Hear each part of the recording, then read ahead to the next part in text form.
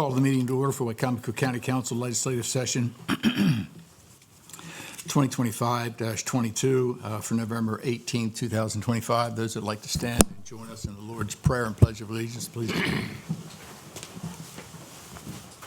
Father, who art in heaven, hallowed be thy name.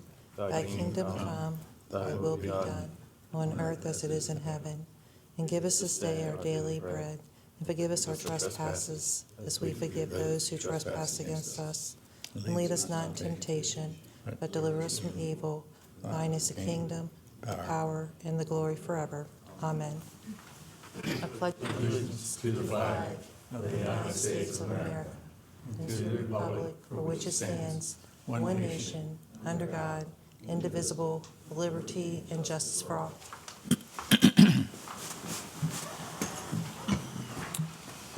Entertain a motion from council to approve the consent agenda. Moved. Second. Second. Motion second. Any discussion or corrections? Seeing none. All those in favor, say aye. Aye. Opposed? Motion is carried. Consent agenda passes unanimously. Mrs. Hurley, a note really quickly. Councilman Shaney Shields could not make it this morning, so she had called to let us know. So for anybody that was concerned, Ms. Hurley, thank you. Okay, good morning, Mr. President, council members, ladies and gentlemen. We have two public hearings on the agenda this morning. Each of the public hearings have been advertised on the county's website and in the local newspaper. The first public hearing is on resolution number 204-2025. This is amending the fiscal year 26 budget position control document to create a senior department assistant position by reclassification of the permanent services coordinator position. The Department of Planning and Zoning is requesting that the, as previously mentioned, the fiscal year 26 position control document be amended to reflect the reclassification of the permanent services coordinator position from an M36 to an M34 senior department assistant position with a salary of $55,677. Again, this is a public hearing. Thank you, Ms. Hurley. This time we open the floor for a public hearing on resolution number 204-2025. If you have any comments you'd like to make in reference to a specific resolution, come to the podium. Please state your name, your county of residence, and your concerns. That concludes the public hearing on resolution number 2004-2025. Entertain a motion from council to approve resolution 2004-2025. So moved. Second? Second. Any discussion or corrections? I believe we have Ms. Tracy Taylor here today. I know this is on your recommendation. Is that correct?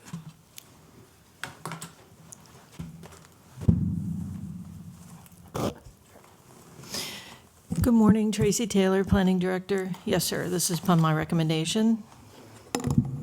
Pamela and We have Finance this one in the Director. next public Yeah. hearing as well. And I'd be happy to answer any questions. I'm certain you have a copy of the memorandum that describes the situation and what my intent is with taking the position from M36 to M34 with a greater focus on nuisance and code enforcement, admin services. anybody have questions? Seeing none. All those in favor of resolution 204-2025, say aye. Aye. Opposed? Motion is carried. Resolution passes unanimously. Mrs. Hurley? Okay, next is a public hearing on resolution number 205-2025. This is amending the fiscal year 26 budget position document and pay and classification plan to reclassify the Fire Inspector 2 position to the Chief Fire Protection Specialist and an increase in the corresponding salary. This request is from the Department of Planning and Zoning to amend, again, the position control document and pay and classification plan to reflect the reclassification of the Fire Inspector 2 position from an M37 to an M38 to be titled Chief Fire Protection Specialist with a salary of $70,000. At this time, we open the floor for a public hearing on resolution 2005-2025. If you have any comments you'd like to make in regard to this specific resolution, come to the podium. Please state your name, your county of residence, and your concerns. Okay, that concludes the public hearing on resolution 2005-2025. Entertain a motion from council to approve resolution 2005-2025. Second. Motion second. Any discussion or questions? Seeing none. All those in favor say aye. Aye. Opposed? Motion is carried. Resolution passes unanimously. Thank you all very much. Next for your consideration is Resolution Number 206-2025. This is amending the fiscal year 26 budget to utilize contingency funds in the amount of $15,000 for the Board of Education Beats Not Bullets program. We still have Pam Mullen in front of us, and we have Mr. Richard Crochet participating by Zoom to answer any questions you have. Entertained a motion from council to approve Resolution 206, 2025. So move. Second. Second. And discussion. So, If I may, just to give a little bit of clarification, part of the reason why we, as the county, are the one doing the amendment, the Board of Education looked for grants to cover this. They were not able to identify any grants to cover this. And the reason why we want to be a party to the MOU is to avoid any concerns about this becoming part of maintenance of effort. If we're the entity that makes the payment for this program, then it's not part of the budget associated with the Board of Education, and thus it is not part of the amount that we have given them as maintenance of effort. So the purpose for the county to be a party to this agreement is to avoid a $15,000 increase in maintenance of effort. okay, thanks for the clarification. Any questions? Jeff? On the first page of the service agreement, it lists the principal offices of the Board of Education as 2424 North Salisbury Boulevard. I believe that's Starbucks. Is that a typographical error? I think they Pretty meant, sure we're not operating on Starbucks, right? It must be. I apologize for that. If I can get the correct address just sent to me in there, I will. I don't know how that happened, but that's my apologies. Thank you. it is Northgate Drive, just so you're aware. Okay. And Wicomico County, the principal offices of Wicomico County would be, I would suggest would be this building here on Division Street and not North Salisbury Boulevard. Yes. So there's a separation. Those two addresses should be different. Yeah, well, Not a problem. we'll Sorry get him. about that. We'll get him the adjusted addresses. Any questions or comments? I guess my question is, does the Board of Ed not have a contingency? They requested, since this is something that we were able to put the board in contact for this program, and they requested us for additional funding for this. Yeah, but my question was, I does the board can't have answer about their budget in that respect. That's I asked one of the board members this morning, they said they had a contingency. So if they have a contingency and it's funded from that, that's not going to increase the maintenance of effort. That wouldn't increase the maintenance of effort. That's a good point. I mean, they do have a contingency fund. I agree with Joe. I thought it was a little unusual. A couple things I had concerned about the program and basically as a whole, when you're talking about costs for instruction and what your value is, in looking at the budget that was set up, they're on-site 3-hour sessions, and yet 1 hour out of the 3 hours is allotted for setup and breakdown of the equipment. So that's about 33% of the time is going to be, towards setting up equipment and not towards, I think, actual hands-on work with the students. I had a concern with the efficiency of that. And then further down in the program year plan under budget, it says that it's also dedicated to administrative as well as travel, lodging, tolls, gas, and vehicle operations. So again, if you look at the itemization out of the $15,000 total, $3,000 of that is for travel costs. So you've got another 20% in costs. So you've got about over 50% of this program appears to be in setup costs and travel time. And I don't think that's really an efficient use of funding for the citizens of Wicomico County. no matter what the program might be, no matter how effective it might be, I'm not so sure that that's the most cost-effective means by which to achieve these goals what we're trying to accomplish. I'm not prepared to debate the, Should we really have someone from the Board of Education here, or I guess I could ask the gentleman on the you Zoom. have the Yeah. gentleman whose program is here. Yeah, I would love to explain. So the thing about a recording studio is it doesn't just poof like magic appear on location. So part of our education is showing that there is setup involved. This is how XYZ works. This is how we take this apart. If they're going to be recording engineers and producers, they have to understand how to hook up and break stuff down. So we actually do include that as part of our instruction. We have students doing the setup and the breakdown by the end of the program. As far as setup and stuff goes and our costs, we are a national award-winning organization. We've been covered by Rolling Stone, Billboard, et cetera, et cetera.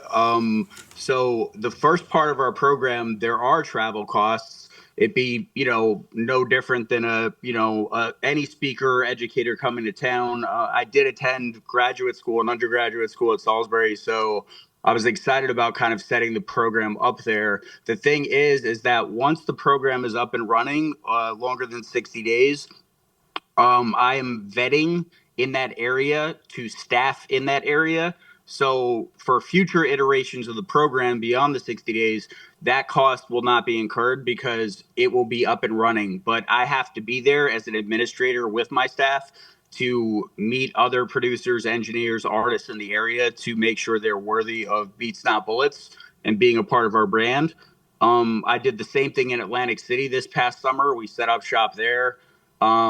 And now I'm not in Atlantic City for, the school year because I found people to kind of pick it up and run with it. So, yeah, but it's kind of a necessary task to get the program where it needs to be. I have to be there. My instructors have to be there to vet, to build it. And there's kind of no way around that travel cost. We don't really take it on the arm because obviously it adds up. Thank you. Yep. All right, Superintendent? Micah, if you had a Sure. comment, say, please. Well, good morning. Micah Stauffer, Superintendent of Schools. This was a program that County Executive Giordano brought to us in our monthly meetings that we have with her. She was excited about it, certainly said that we would look at it, and I know that we had central office personnel as well as the principals of Wicomico High School and Wicomico Middle School that also have pretty extensive after-school programming at their schools, meet with this program. We looked at what they had done in Baltimore and were impressed, and also looking at what they're able to bring to our after-school programs with the message that they have and also the technology and the engagement that they have with the students. We did look for some grants regarding that. It was kind of something that we looked for quickly. As we brought this forward, could not find anything. It's not in our budget. And County Executive Giordano was supportive of, bringing this to the school system and offered to do it in this manner get us started. And then certainly we'll continue to look for grant funding as we move forward for following years if this is something that is engaging with the after-school programs at those two schools. Okay. Any questions from anybody? So, again, I'll ask you, don't you have a contingency fund you could pay this out of? We don't have a contingency fund that would move for this purpose. I mean, all of our funds are budgeted each and every year. This is not something that we had budgeted for. Certainly, Executive Giordano was excited about this program, and we certainly did our homework and vetted that through our staff and felt like it would be a good addition to our after-school programs at those two schools. And she offered to be able to bring the funding for this program for that first year. I know how how do you earmark contingency? I thought contingency was set up to take care of things that did pop up through the year. So you earmark all your contingency funds. So if it's earmarked as contingency, if it's earmarked to be spent, it's really not contingency anymore, right?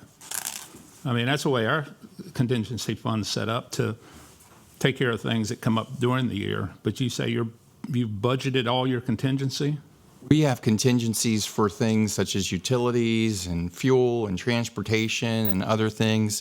But when it comes to instructional materials, we have that budgeted for the year. So that's not something that we had put aside for after-school programming or something like that.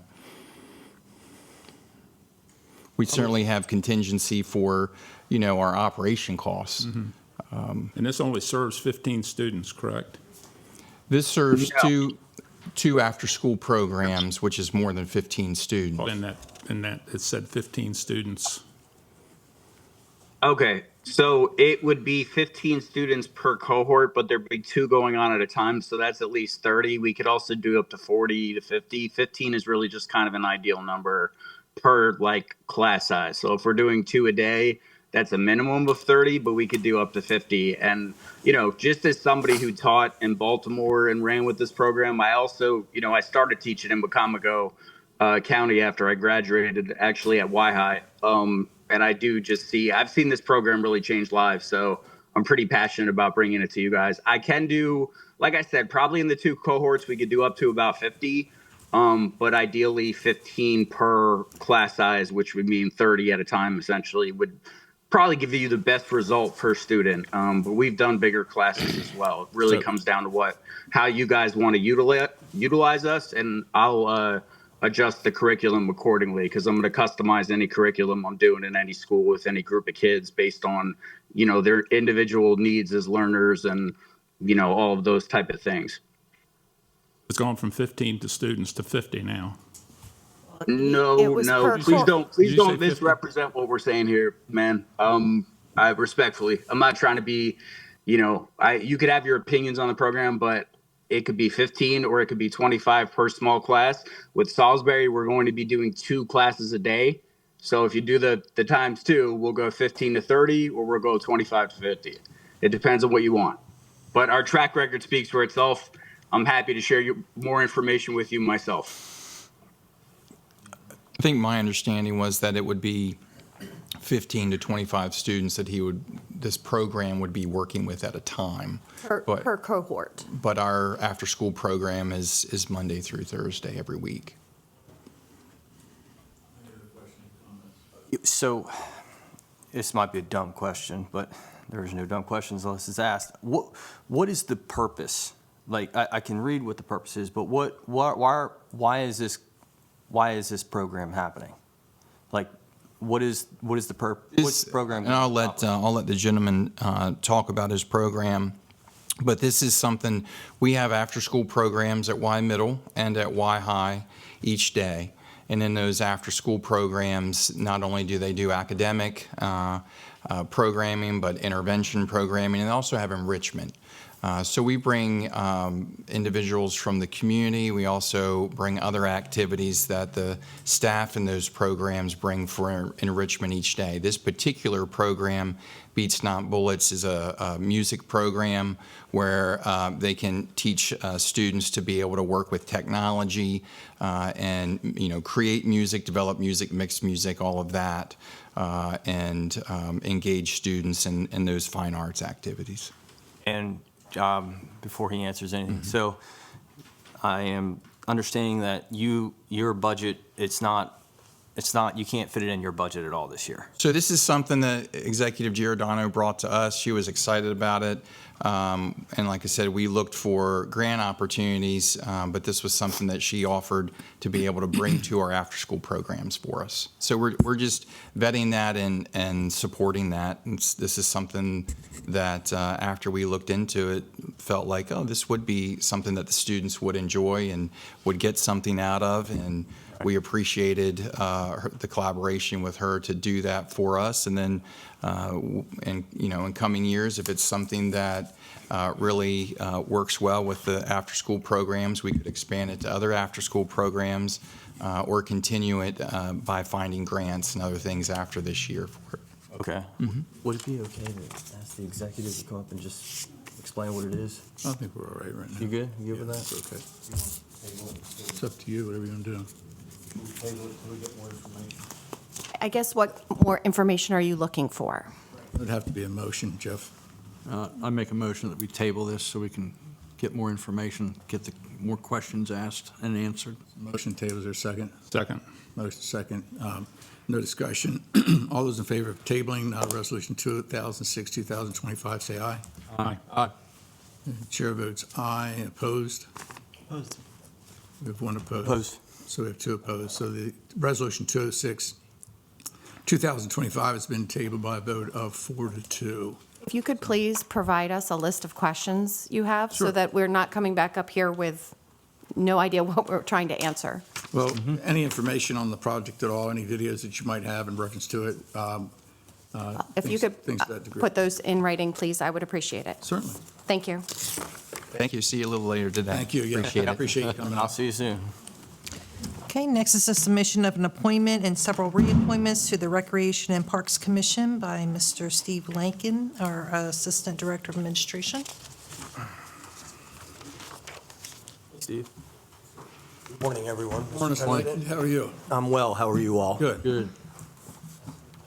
So we have a number of appointments to bring to you today. I'll begin with County Executive recommends the reappointment of Steve Romano to the Recreation Commission, and I'm formally submitting his credentials for your consideration. The commission serves in an advisory capacity to the Director of the Department of Recreation, Parks, and Tourism on topics including comprehensive park planning, policies, budgets, and programs with a focus on serving all residents. Department of Recreation, Parks, and Tourism Director Stephen Miller is in attendance and available to answer any questions you might have. Could you do us a favor? And I think it would be good if you were to submit the names of the next, I guess it's 7, and then we'll vote on resolutions independently. So sure, well, why don't we cover the ones that are up for reappointment first? Is that, Well, we have the appointment of Steve Romano, and then we have the, that's a reappointment? Oh, appointment, I'm sorry. that's the Okay. appointment. And then Yeah. the reappointments, if you would just list all of those, and then we can, it's a little bit onerous, Sure. but you could do that, and then we'll vote on all those, all the way through 213, and then you have a second submission for the second group, okay? Okay, so again, to begin with the appointments. Okay. So Steve, County Executive, in addition to Steve Romano, recommends the appointment of Randall Mills to the Tourism. Well, I think Oh, it no. would be, sorry, yeah, I'm trying not to confuse you. It would be the appointment of Steve Romano, and then the reappointment of Mr. Brown. And Mr. Gotcha. Yeah, Okay, thanks. all right. Just for this particular commission. So then the next one is the reappointment of Alan C. Brown to the Recreation Commission, and I'm formally submitting his credentials for your consideration. The next is the executive recommends the reappointment of Thomas G. Bowden to the Recreation Commission, and I'm formally submitting his credentials for your consideration. County Executive also recommends the reappointment of Jermichael Mitchell to the Recreation Commission, and I'm formally submitting his credentials for your consideration. The County Executive recommends the reappointment of Sandra S. Fitzgerald Angelo to the Recreation Commission, and I'm formally submitting her credentials for your consideration. And the County Executive recommends the reappointment of Sean V. Johnson to the Recreation Commission. I'm formally submitting his credentials for your consideration. And the County Executive recommends the reappointment of Erin Smith to the Recreation Commission, and I'm formally submitting her credentials for your consideration. Before you is Resolution Number 207-2025, confirming the appointment of Steve Romano as a member of the Recreation and Parks Commission. Thank you, Mrs. Hurley. Entertain a motion from council to approve Resolution 2007-2025. So moved. Second? Discussion? All those in favor say aye. Aye. Opposed? Motion is carried. Resolution passes. Next is Resolution Number 208-2025, confirming the reappointment of Alan C. Brown as a member of the Recreation and Parks Commission. Entertain a motion to approve Resolution 2008-2025. Second? Motion second. Any discussion? All those in favor say aye. Aye. Opposed? Motion's carried, resolution passes. Next is Resolution Number 209-2025, confirming the reappointment of Thomas G. Bowden as a member of the Recreation and Parks Commission. Entertain a motion from council to approve Resolution 2009-2025. Second. Second. Discussion. All those in favor say aye. Aye. Opposed? Motion's carried, resolution passes. Next is Resolution Number 210-2025, confirming the reappointment of Jermichael Mitchell as a member of the Recreation and Parks Commission. Entertain a motion from council to approve Resolution 210-2025. So moved. Second. Any discussion? All those in favor say aye. Aye. Opposed? Motion's carried, resolution passes unanimously. Next is Resolution Number 211-2025, confirming the reappointment of Sandra S. Fitzgerald Angelo as a member of the Recreation and Parks Commission. A motion from council to approve Resolution 211-2025. Second. Any discussion? All those in favor say aye. Aye. Opposed? Motion's carried, resolution passes. Next is Resolution Number 212-2025, confirming the reappointment of Sean V. Johnson as a member to the Recreation and Parks Commission. All those in favor of Resolution 2012-2025 say aye. Aye. Opposed? Any discussion? Excuse me? A motion second? I thought we got it. Oh, I didn't ask it. No, I missed it. Sorry. no, we got ahead of ourselves. Entertain a motion to approve Resolution 212-2025. So moved. Second. Second. Any discussion? All those in favor say aye. Aye. Opposed? Motion's carried, resolution. First time I've ever seen that happen. Shit. It's not the last, yeah. Thank you. Next is Resolution Number 213-2025, confirming the reappointment of Aaron Smith as a member to the Recreation and Parks Commission. Entertain a motion from council to approve Resolution 213-2025. Second. Second. Discussion? All those in favor say aye. Aye. Opposed?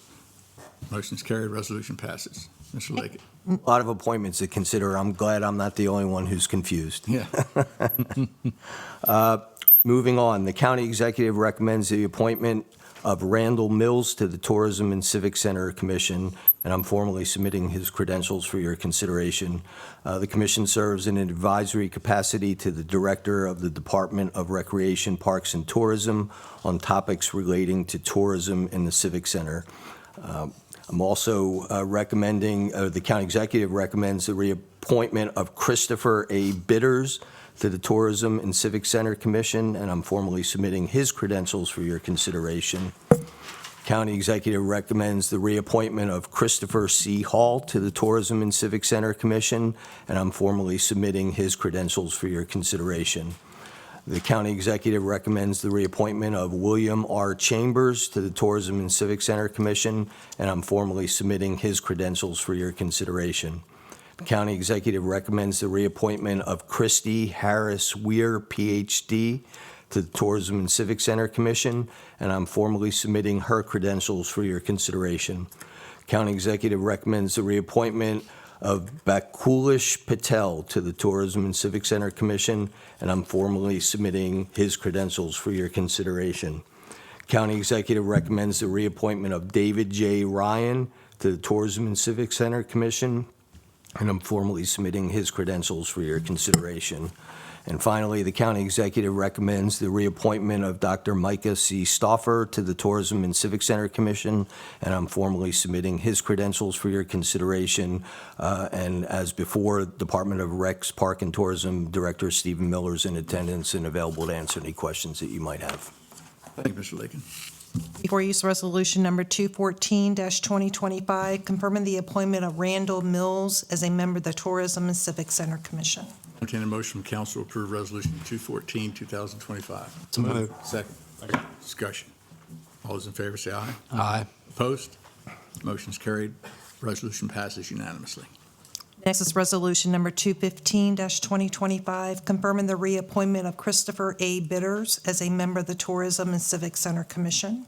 And a motion from council to approve Resolution 215-2025. So moved. Second. Second. Any discussion? All those in favor say aye. Aye. Opposed? Motion's carried. Resolution passes unanimously. Next is Resolution Number 216-2025, confirming the reappointment of Christopher C. Hall as a member of the Tourism and Civic Center Commission. Motion council to approve Resolution 216, 2025. So moved. Second. Second. Any discussion? All those in favor say aye. Aye. Opposed? Motion's carried, resolution passes.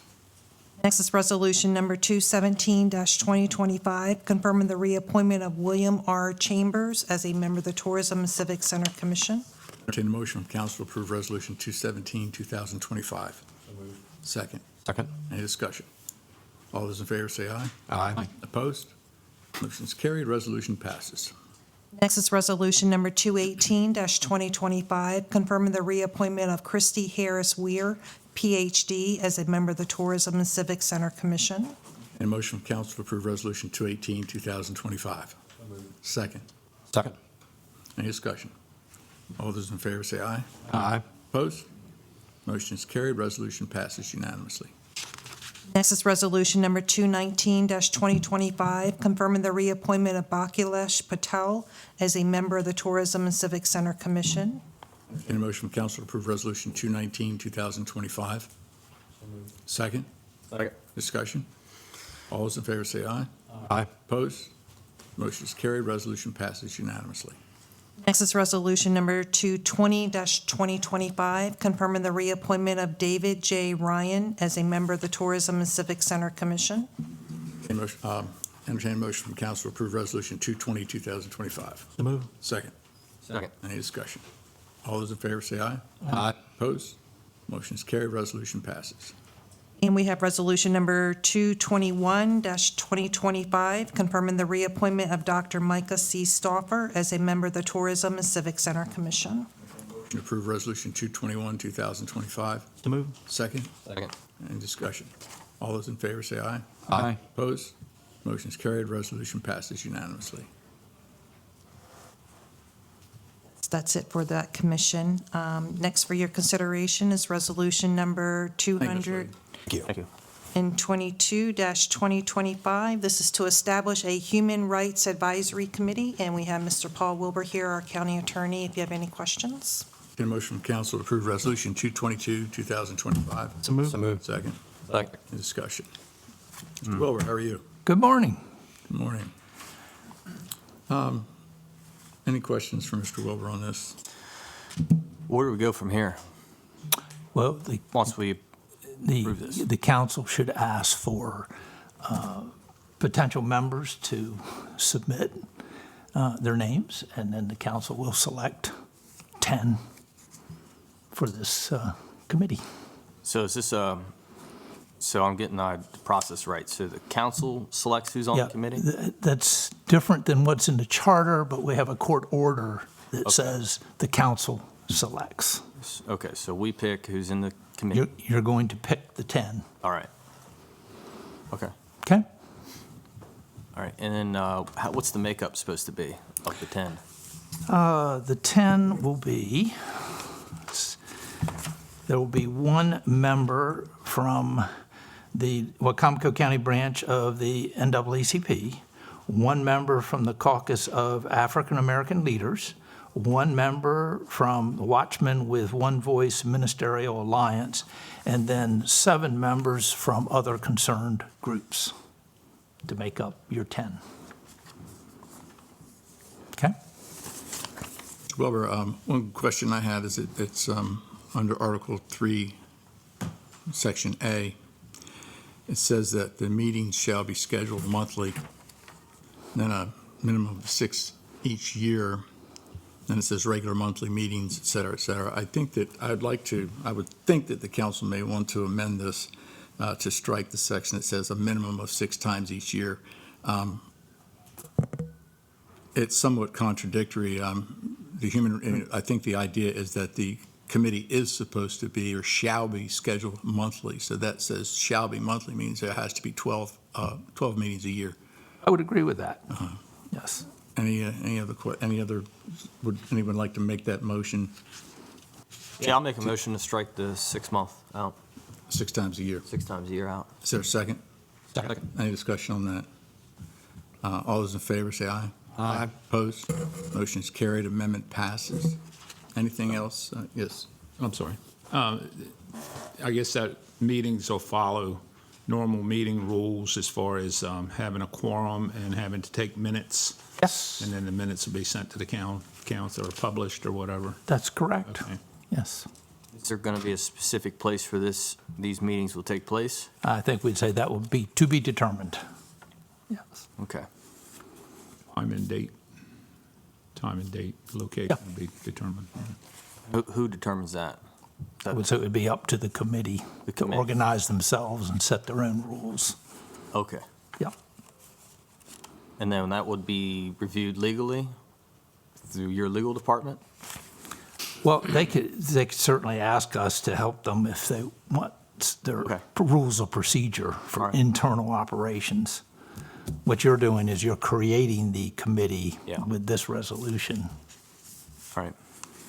Other questions? Yes. Just the only other, typically a lot of these committees, commissions, or groups are staffed by a particular member of the legislature or legislative branch here, one of us, or by a particular department, planning or whomever.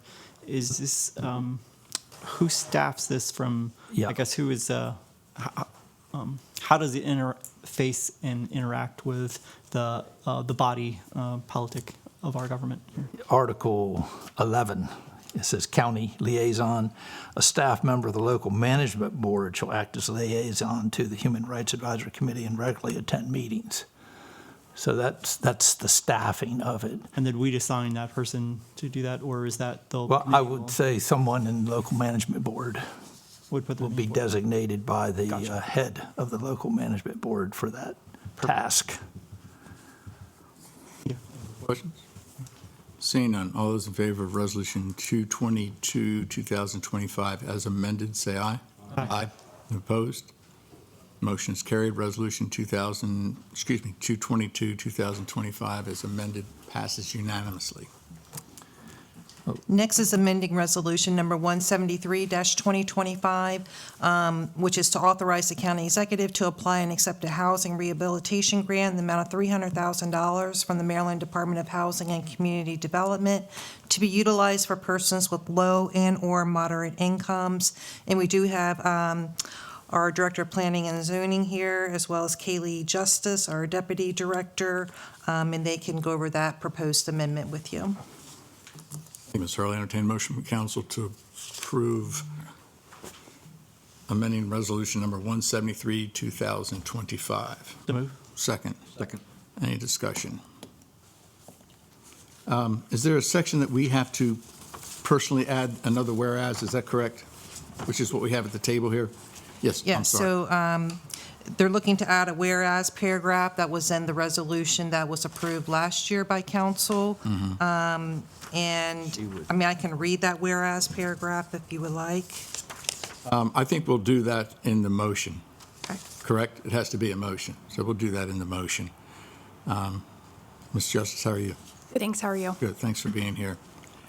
Would you want to, just for the public, to let the public know how this came about as to the requirement for the whereas? Sure. As part of the DHCD CDBG grant application requirements, there is essential resolution language that has to be included in the resolution that's passed. Due to an oversight, it was omitted from the resolution that was presented to you on October 21st. That statement is, whereas the board or council have held the required public hearings related to the formulation of the block grant application and understand and acknowledge that they would be responsible for completion of grant activities and corrective actions, including the repayment of funds if necessary. Okay. Any questions? If someone could read what Mrs. Hurley supplied us, which is the actual statement for the rest. Yeah, for the, I can read that. You want to read that? Do you want me to read, like, make a motion? Yeah. Okay. I'm sorry. I think what she read is slightly different than what's in the email. It is different, but I'm going to go ahead and, thank you, Bobby, 100% I mean, I'm correct. just trying, Yeah.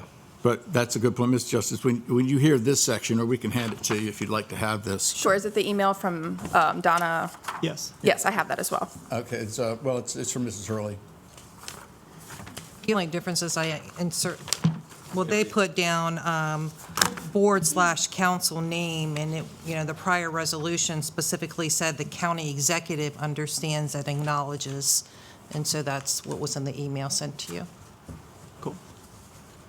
So the email that we received that I forwarded over to Laura, I'm not sure if it's what you have as well, but Donna had included, and Donna is the deputy director with DHCD, that whereas the board/council understand and acknowledge that they would be responsible for completion of grant activities and any corrective actions, including the repayment of funds if necessary.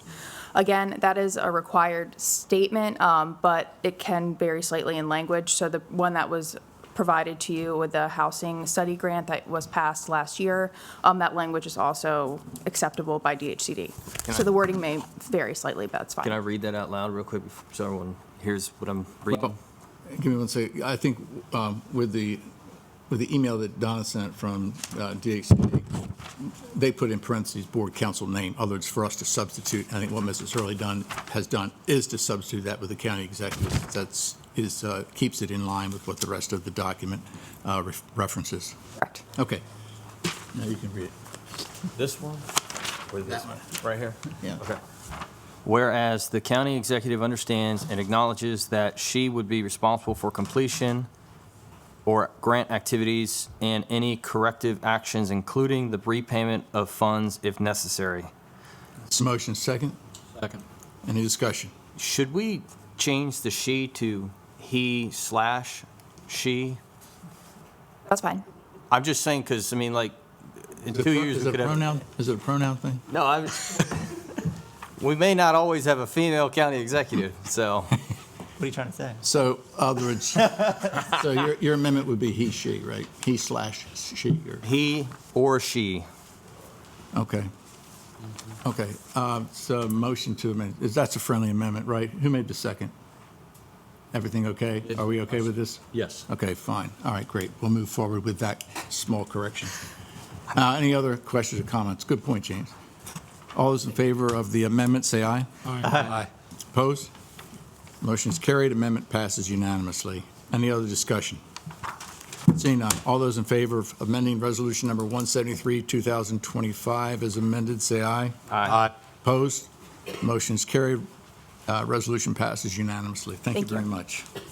That's all I have, Mr. President. Getting things ready for yourself, James? That was tough, man. I say you're getting things ready for yourself. At this time, we adjourn from legislative session and reconvene as a local Board of Health. Hey, Matt. We need a motion. Entertain a motion to adjourn from legislative session and convene as a local Board of Health. Make that motion. Second? Second. All those in favor? Aye. Opposed? We reconvene. Thank you. Or we're convened as a local Board of Health. PowerPoint. We'll get it right.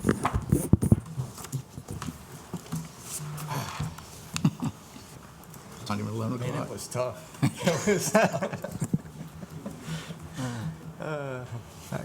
Good morning, Matthew McConaughey, Wicomico County Health Officer. If you just give me a moment to get out the slides up. Sure. Okay, sounds good. Floor plan is right here, Okay. in case you need that.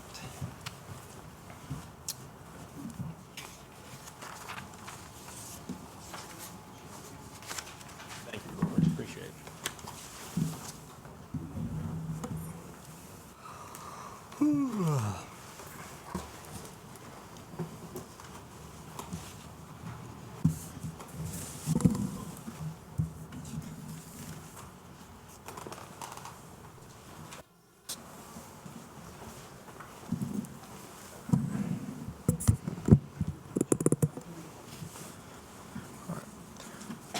I appreciate the opportunity to come before you all to present our biannual Board of Health meeting.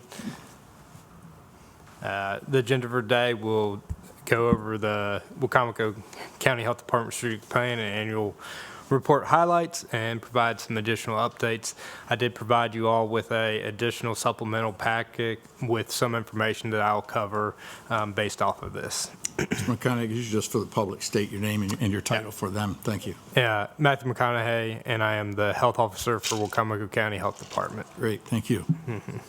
So the mission of the Wicomico County Health Department is to maximize the health and wellness of all members of the community through collaborative efforts. Our vision is healthy people in healthy communities. Our guiding principles are promote and protect health, health equality, collaboration, customer focus, and making a difference. So our strategic plan was completed for 5 years from 2023 to 2028. Our current plan has 4 major strategic priorities: health improvement, communication, workforce, and technology. Each year we publish an annual report. This report has been reformatted slightly to present information by division area and also to include more impact or anecdotal stories from our clients. And that's located on our website. Additionally, a highlight for this year is that we completed our community health needs assessment in collaboration with Tidal Health and Somerset County Health Department. And through our local health improvement coalition, we have completed our CHIP, or Community Health Improvement Plan. Both of those are located on our website and on healthydelmarva.com. Priority 2, communication. Our current objectives that we have are internal communications, and action plans for our internal communications, expand internal customer service, implement external customer satisfaction, and outreach on social media platforms. We've completed 3 of our strategic plans, objectives, with 2 that are currently ongoing. One of our metrics that we measure are social media reach. From the previous fiscal year, we had reactions with 321,000 people. A lot. Communications, LEP. As you can see, our interactions with LEP, or limited English proficiency clients, has drastically increased over the past 5 years. Our top programs using services are dental, our breast and cervical prevention program, and WIC, or Women, Infants, and Children. We've had over 4,500 hours spent on language access services in fiscal year 25. Mr. McConaughey, I know that the Board of Education said that there's been a lot of influx as far as migrants coming into the community here. And it appears to me, are you witnessing the same thing from the Department of Health perspective? I would say we are.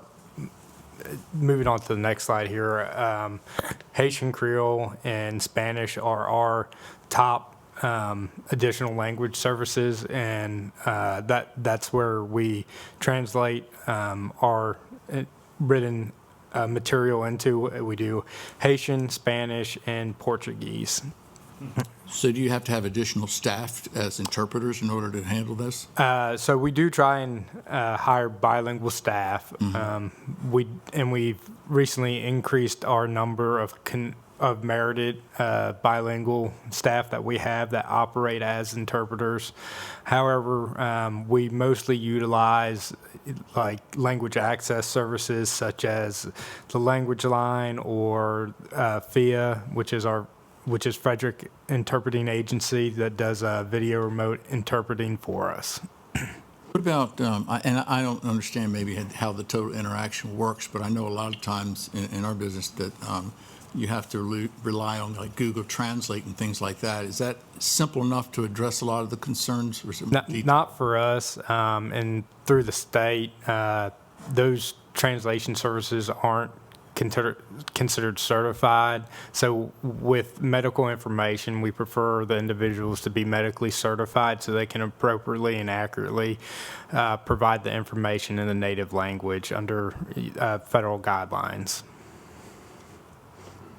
So you're saying the basic translator that you would have, let's say on your phone, Google Translate? It is not at a medical grade certification that we could use reliably.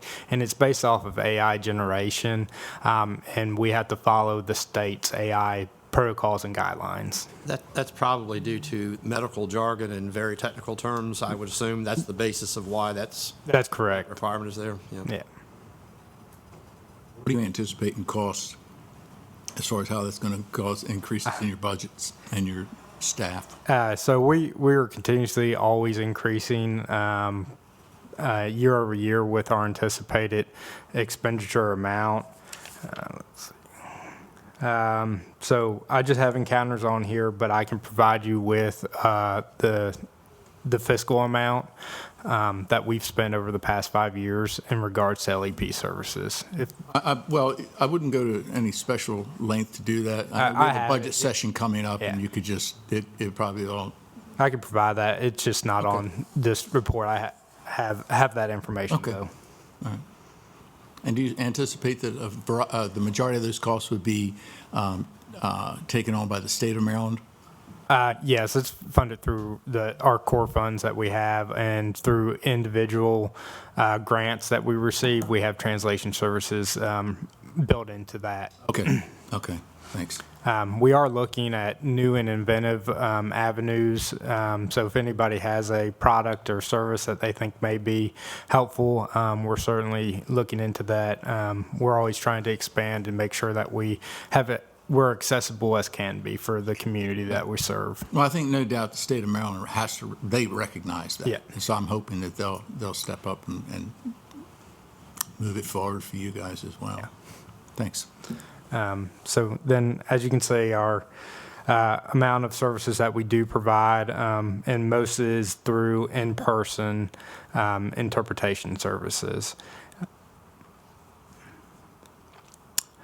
Overall, our external customer satisfaction for the agency, we're at 96.7%.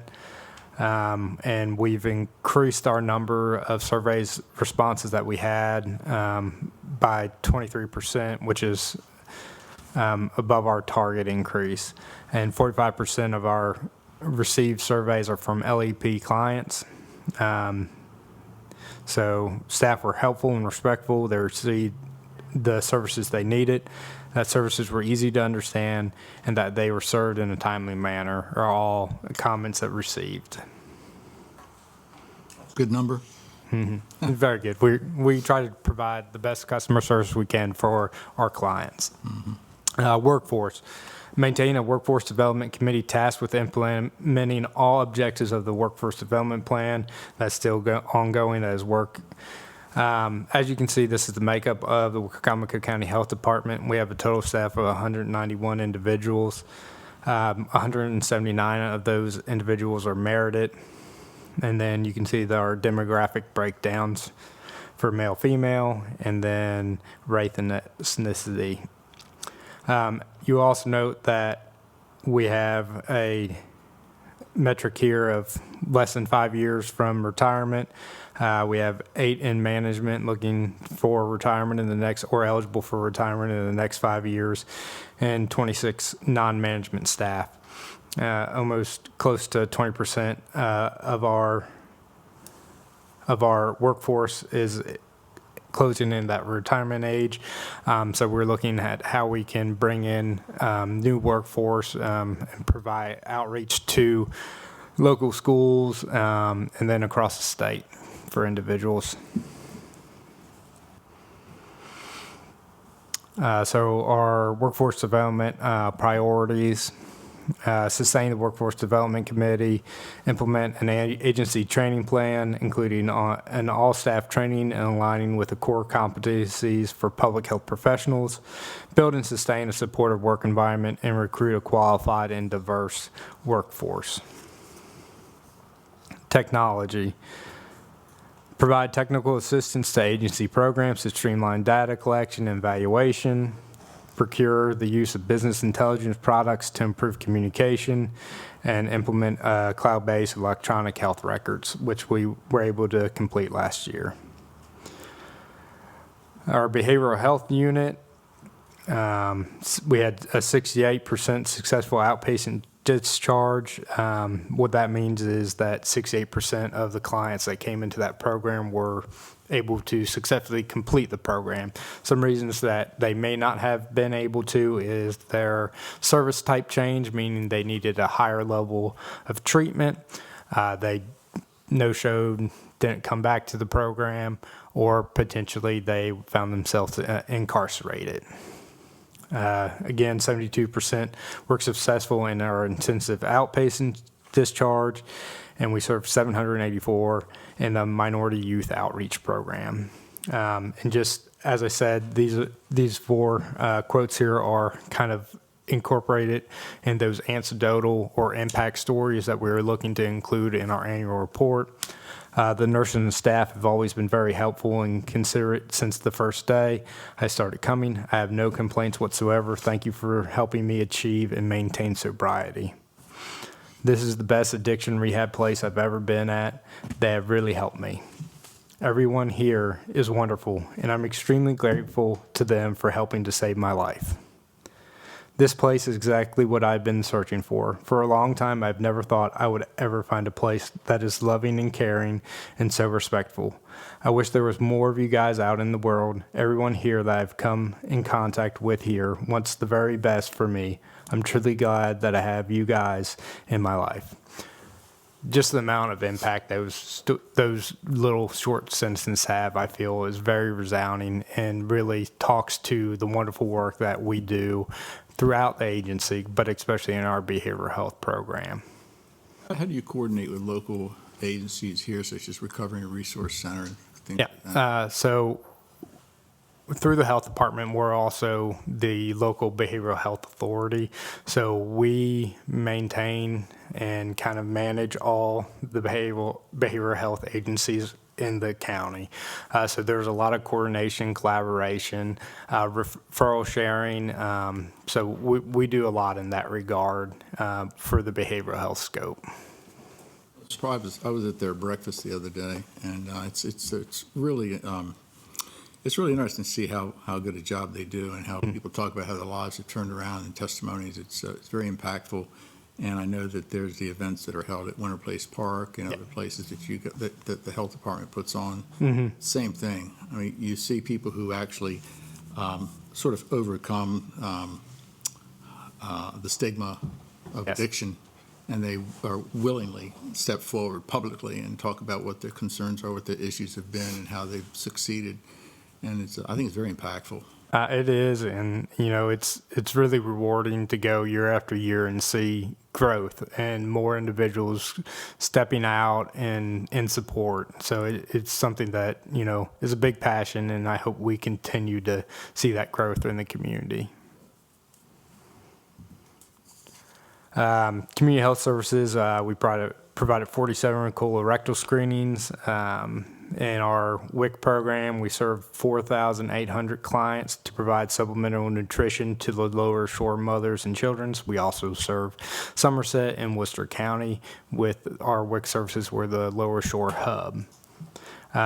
We provided 870 HIV tests and connected with 22 clients referring and starting PrEP with those individuals. Some division updates, community health services.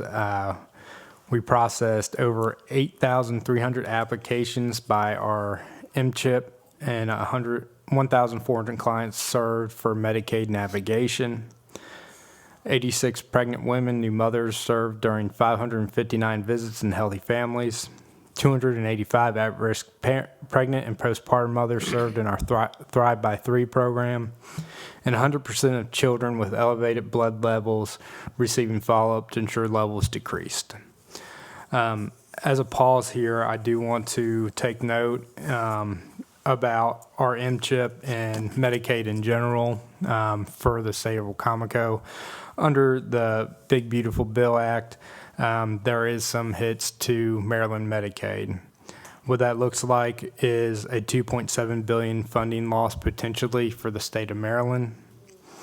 The changes are affecting 320,000 adults who qualify under the Affordable Care Act Medicaid expansion. What that means for Wicomico is there's an estimated 4,160 individuals who will lose their Medicaid coverage. There's also additional work requirements and more frequent checks that go into effect in 2027. And there's narrowing of immigrant eligibility, and the work requirements are for the ACA expansion adults. It will go from annual review to semi-annual review, and it shortens retroactive coverage from 90 days to 30-day window. I've provide you with a little bit additional information that can be found from the Maryland Medicaid website.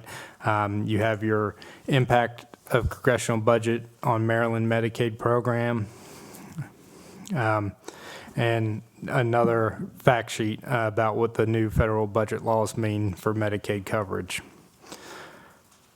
For those individuals listening who are on Medicaid, yes, before any changes happen, we will send you an official notice. This will let you know exactly what to expect and when. You'll get your notice by mail or email, depending on the way you asked us to contact you. Please keep your information current and up to date so you can receive important information and notices. You do not need to do anything at this moment. If you have questions or concerns, please reach out to your local, you can reach out to us here locally. Mr. Connie? Yes. How many folks did you say are losing their Across the state or here locally? in Wicomico? In Wicomico, it's estimated that about 4,160 individuals will lose their Medicaid coverage and will have to shop for insurance via the marketplace. Yeah. It's 50% of the adult expansion group that is likely to lose coverage, is the estimation at this point. There's nothing concrete. Do we have, I guess, is there a more of an outreach program on our side to try to make sure that they don't? So we do have the LSHIP, which is the local state health insurance program. So those individuals, that's the hub is Worcester County, and we have individuals here in Wicomico that come from there that will help and assist with individuals, and also through our MCHIP program, we have individuals and navigators that can help get people through the marketplace to get insurance. And out of all of these changes, I guess, coming through from the Congress, are you expecting more from the county to have to front costs that were paid, or is the state handling the majority? The majority, it's up to the state's responsibility to fund those additional costs. There's provider taxes, renewals, and then some additional programs that can still be funded by the state but are to be reimbursed by the state for the continuation of it. Thank you. Mm-hmm.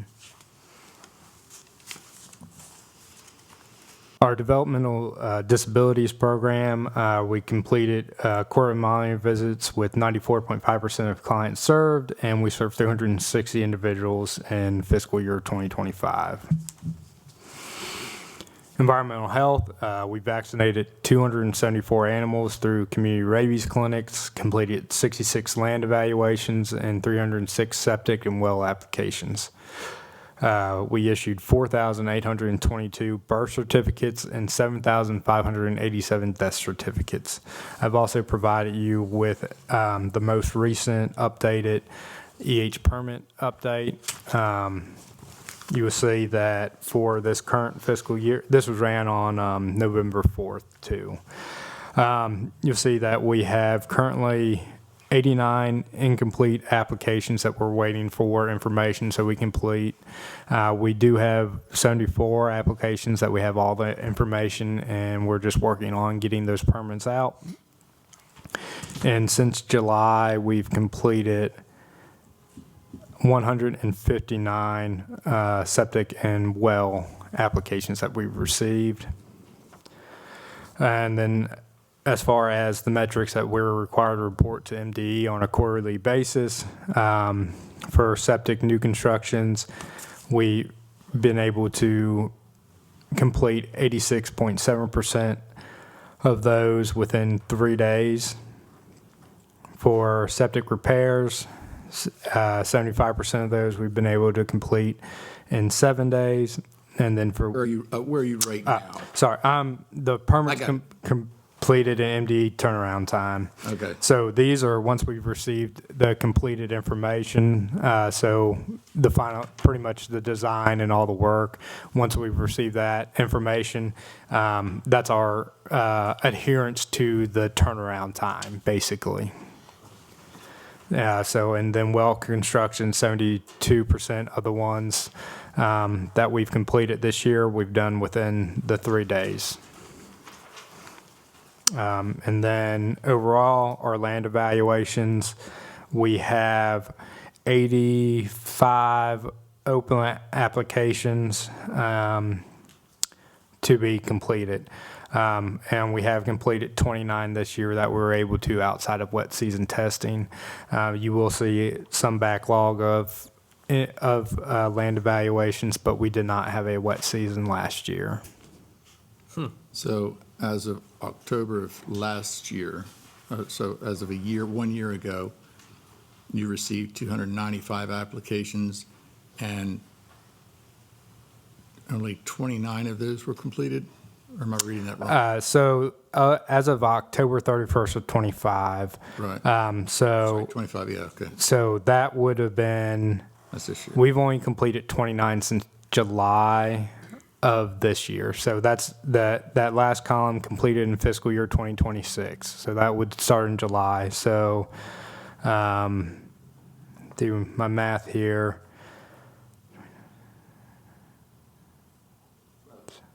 About 10%. Yeah. We've about 210 of those applications have been completed since October of last year. So the 85 is that remaining amount that is still open. Okay.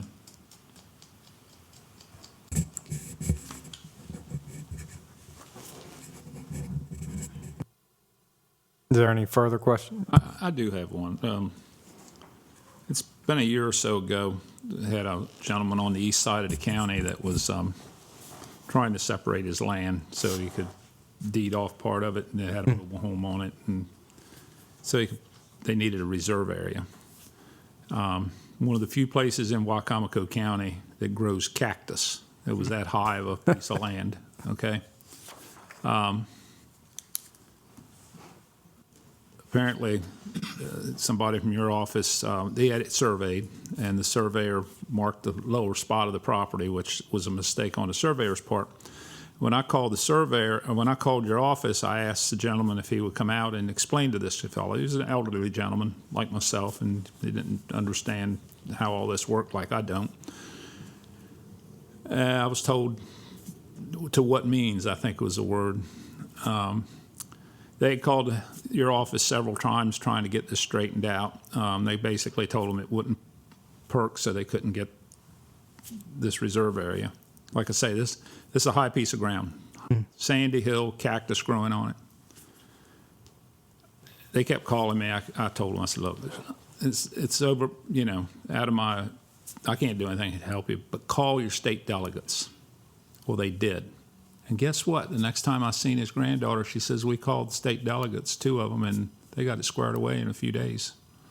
Why does somebody have to go to that extreme to get something done? I wouldn't be able to tell you because I'm not familiar with that case.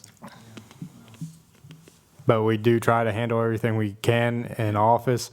However, we cannot provide recommendation on where to set up the area because that falls back on liability, and we've been advised against providing those kind of recommendations. But you could provide an explanation to the landowner. We can. Yeah, but they wouldn't do that. But after the state delegates got involved, suddenly things went well. I'm happy for them. Yeah, so But am I- yeah, so am I. I'm always available Yeah. for any contact and to be able to You didn't provide call me that. back. I'm sorry. Yeah, that's fine. I see your letters here where it says everybody's bragging. Do you get any that's not happy with you? Any letters that's not happy with you? all the time. People are Why just. don't you put them on here? We very well can if you'd like us to Right. in the next update. Thank you. Yeah. Right now, too, you're down staff, right? We just have 2 trainees who did leave us in the past couple months. So we were fully staffed, but now our 2 trainees have gone. We are open recruitment for one of the positions right now. Yeah. Yeah, I don't want to micromanage it from the table here or ambush you on anything at all. But I'd just be curious as to how trainees, all of a sudden they leave, if there's anything that we can do to make that. I know we tried to increase pay a few years ago. Yeah, and that is, so to avoid any complications with personnel-related things, Sure.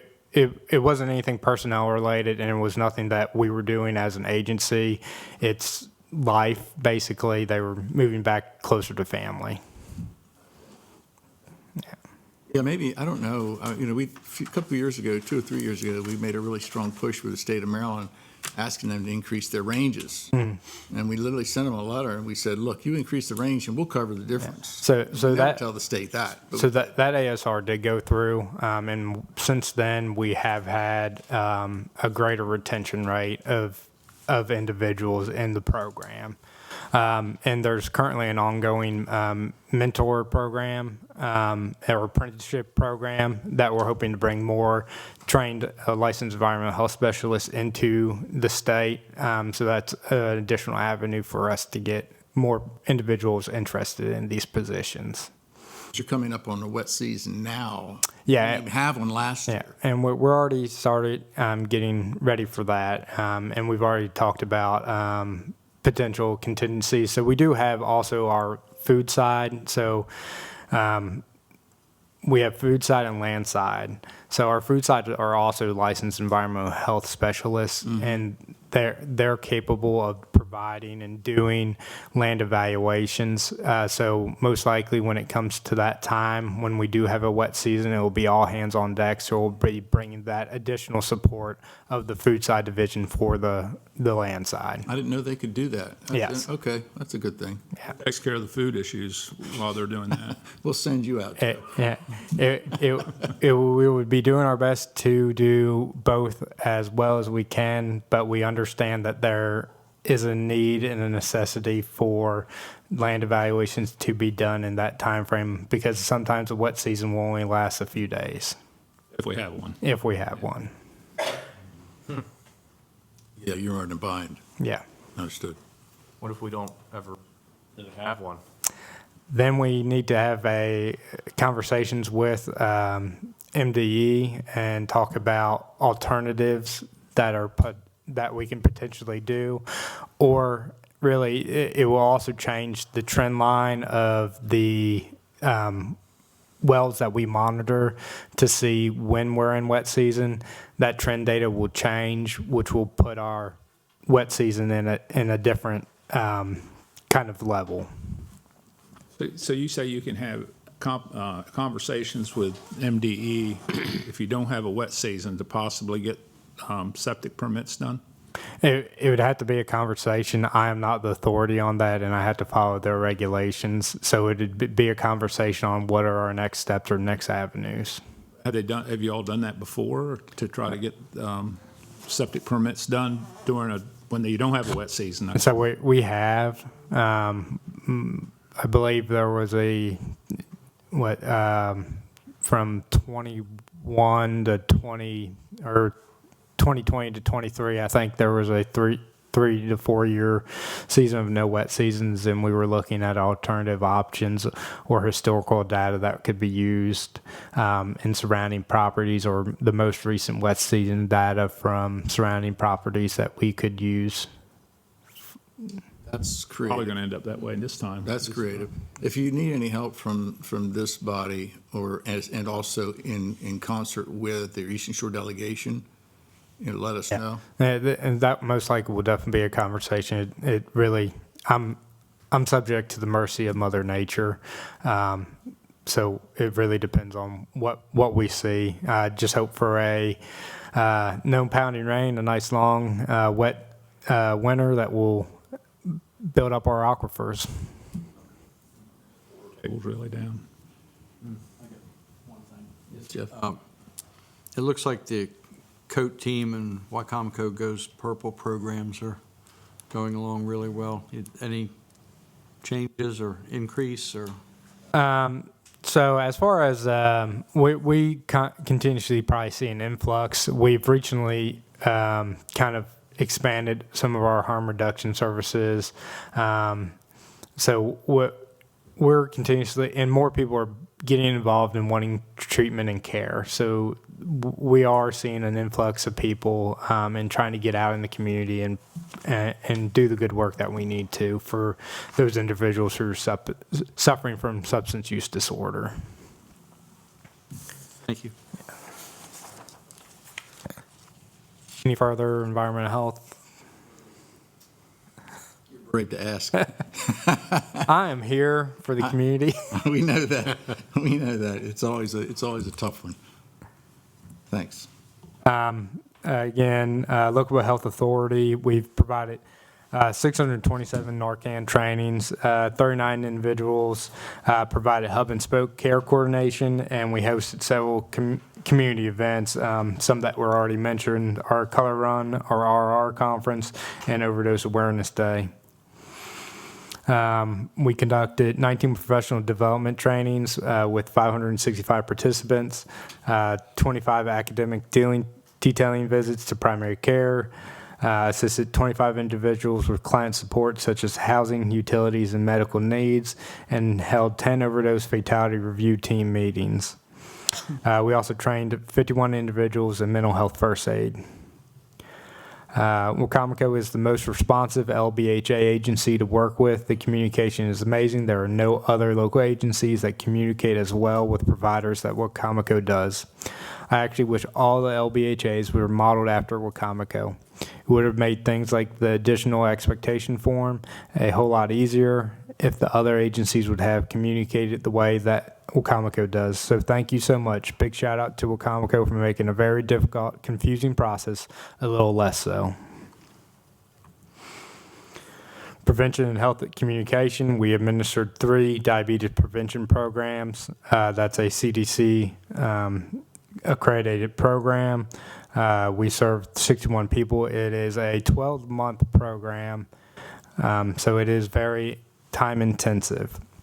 And we participated in 50 health fairs and outreach events, established 3 walking groups with over 570 participants, coordinated the first walk at lunch since COVID with over 120 participants, and served 119 participants in tobacco cessation.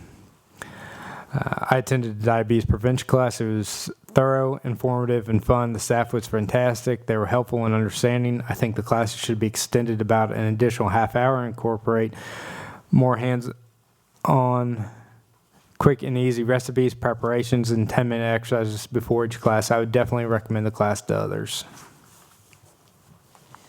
Targeted case management.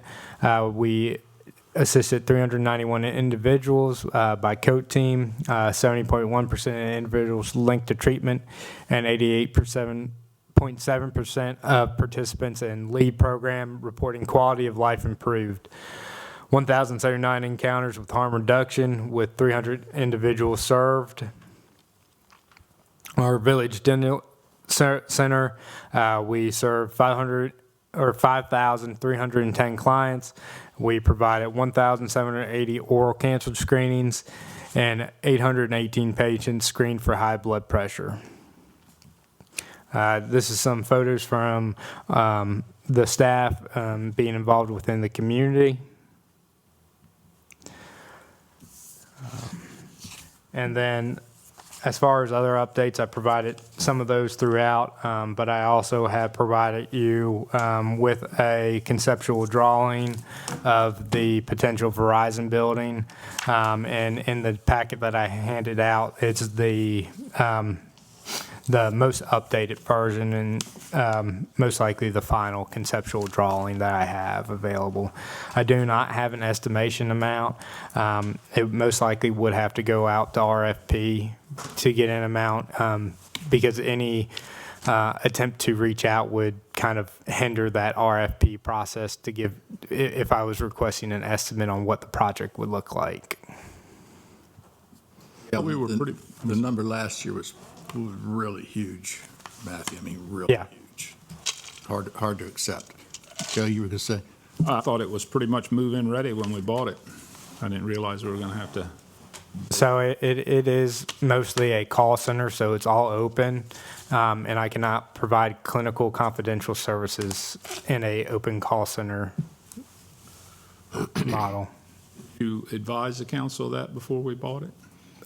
We did discuss, and during the walkthroughs, I believe we discussed that it was going to need renovations.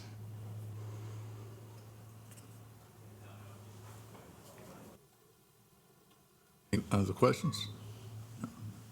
Any other comments? I do not. If I can progress forward, if you all are comfortable with that, with getting an RFP together, working with the county to get an estimate for what. Yeah, I think the biggest downside to last year was that we had no itemization whatsoever for the I think it's 3.2 million. I believe that's There what was no itemization whatsoever, so we didn't know whether it was for chairs, for, partitions, walls, we had no idea. I think we probably just getting ahead of ourselves a little bit. The elevator, we did go up and down the elevator. It seemed to work well, maybe a little slow, but we thought it worked sufficiently, and it was ADH compatible. Is that right? Is that correct terminology? ADA compliant. ADA compliant. It was just more for sizing wise. It is a bit restrictive. So being able to, any supplies or needs that would need to go up and down would potentially be a little bit of a hindrance. I don't know if that was been incorporated into this design though. So. Yeah, because I think we were pretty clear last year, and when we shared with you the fact that we were paying 3.5 or 3.7 million for a building, and then being asked to invest $3.2 more million to renovate it. We could have bought something probably brand new for $5 million, and that's the rub. It probably would have been more, just because medical complexes do have a higher cost per square foot in that regard. And if we would have done that, I would have recommended to go and build a complex that would have housed all of the health department. How much of this would actually be what you consider a medical complex, though? So medical complex. What percentage of this building would be considered a medical complex? The entire probably first floor area there, besides environmental health, would be medical, serving clients and patients in that environment.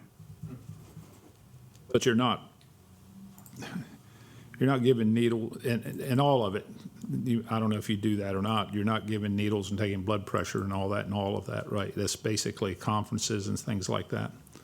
In the behavioral health unit, we are providing substance treatment. So Suboxone, methadone, Vivutane. So we are providing that services in that area, taking blood pressures, medical consults, urinalysis. Very thorough. Yeah, very thorough. You have a lot going on. Yeah. And we appreciate, I would say, we don't have anything else to do except for say move forward with the RFP to try to get some ideas. The RFP doesn't commit you, it just gives you. It just gives an estimate. Yeah, I think that would be worthwhile. Okay. Yeah, I think we do. All right. All right. Thank you very much. Is there any other comments, discussions as far as the health department? I think you demonstrated to the public that you're a very busy guy. That we are. We're here for the benefit of the community, so anything we can do, please don't hesitate to reach out. I do have one more thing. I do apologize. It is about the OFR. I have that information somewhere. We did have one applicant for the funds, and I'm currently in works with that individual. We were just lacking some municipality buy-in, so we're working on getting that. And last year, we spent $92,000, and that was in combination for our vending machine, our Narcan vending machines, and for the EMS, the county EMS with their hand-heavy devices. One other comment, I think it was mentioned earlier that that the Verizon building, the term came up that there's a $300,000 maintenance expense annual, but you're about 40, did you say you're about 40,000 where you are now at Hurdle? Yeah, I believe And that's you're the case. anticipating no increase? And that was just what we have accounted for in our funding. That's not what DGS also has accounted for their funds. Okay. For hurdle maintenance. We'll see that in your budget anyway. Yes. Yeah, okay. All right, thanks. You're welcome. Entertain a motion from council to adjourn from local board of health to reconvene in the legislative session. So moved. Second? Second. In favor? Aye. Opposed? Mr. Benson, good morning. Mr. President, Council, we have two legislative bills that are being introduced today. The first is Legislative Bill 2025-13. It's an act to amend Chapter 90 of the Wicomico County Code titled Tax Exemptions to add a new Section 90-4 to be titled Habitat for Humanity Tax Credit. In Maryland, the legislature has provided in Section 9252 of the tax property article that Habitat for Humanity can be granted a tax credit. So under that authorization, state legislation authorization, this provision would entitle Habitat for Humanity to apply for a tax credit on properties they acquire that they then intend to sell or convey to someone else. And basically the way this would work is during the period that they're holding the property, rehabilitating the property, they would not have to pay any taxes. At the time that the transfer is made, they would then have to pay the taxes at that have accrued without any interest having accrued. So this is here for introduction for Legislative Bill 2025-13. Mr. Benson, entertain a motion for council to introduce legislative bill number 2025-13. So moved. Second. Second. Any questions? It meets all your legal reviews? It's been reviewed by me, and it's been reviewed by the law department, and I believe finance, and it is, I think, been accepted by everyone. Questions for anybody? Anybody have questions or comments? All those in favor of the introduction of legislative bill number 2025-13, say aye. Aye. Opposed? Motion is carried. The introduction of legislative bill 2025-13 passes unanimously. Second item is Legislative Bill 2025-14. It's an act to amend Chapter 13 of the Wicomico County Code titled County Internal Auditor, Section 13-2 titled Powers and Duties, and Section 13-2 titled Conduct of Audits. And the internal auditor is here, I believe, if there are any questions. Any motion from council to introduce legislative bill number 2025-14? So moved. Second. Second. Any discussion?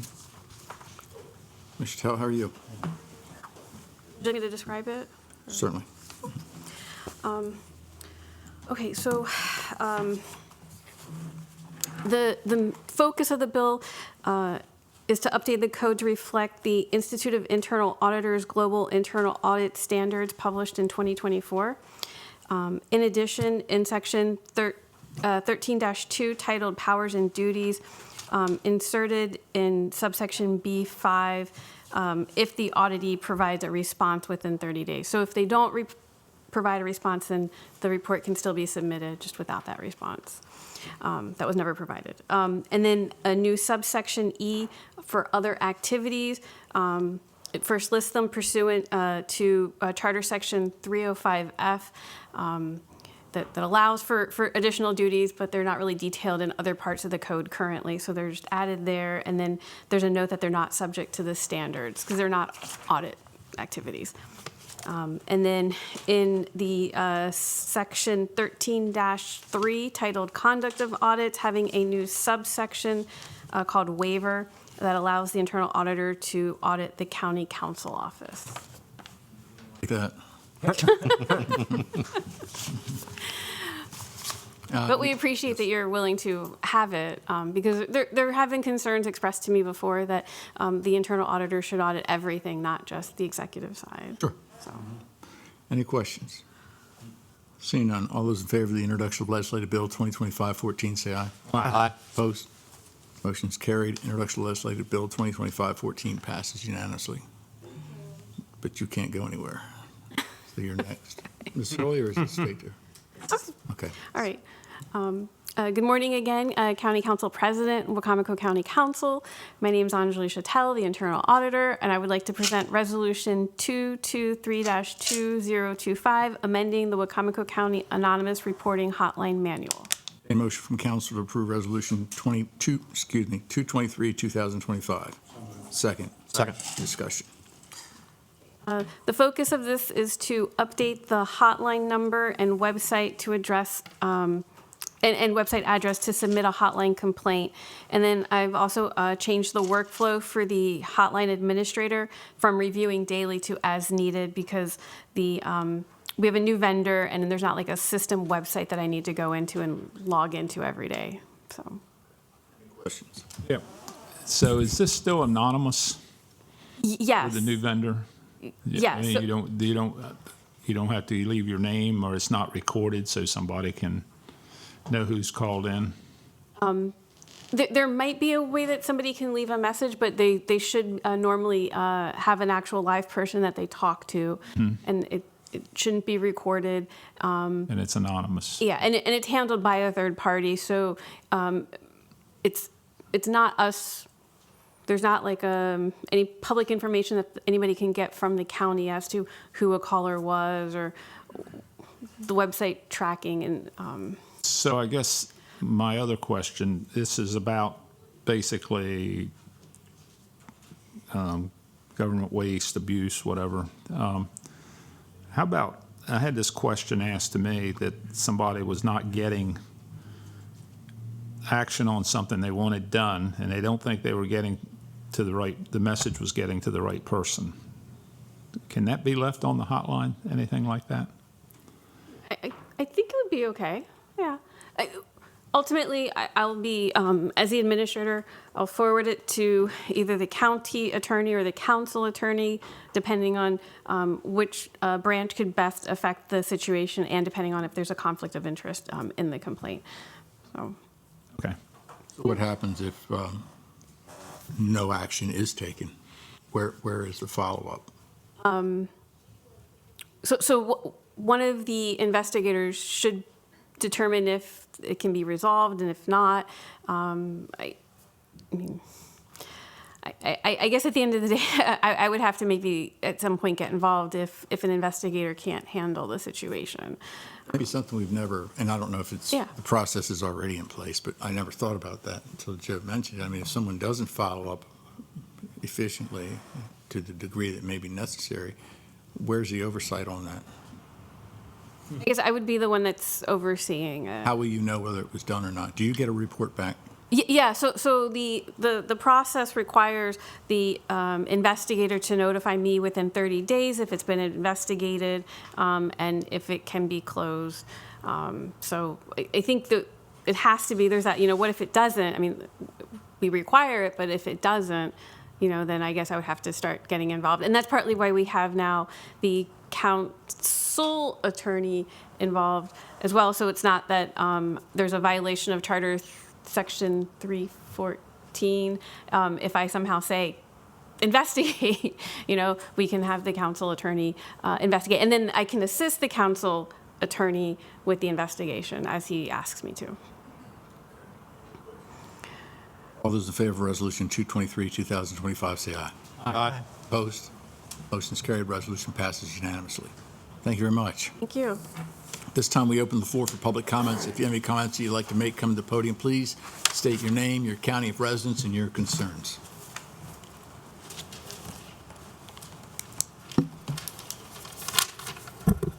Jim Atkins, Wicomico County.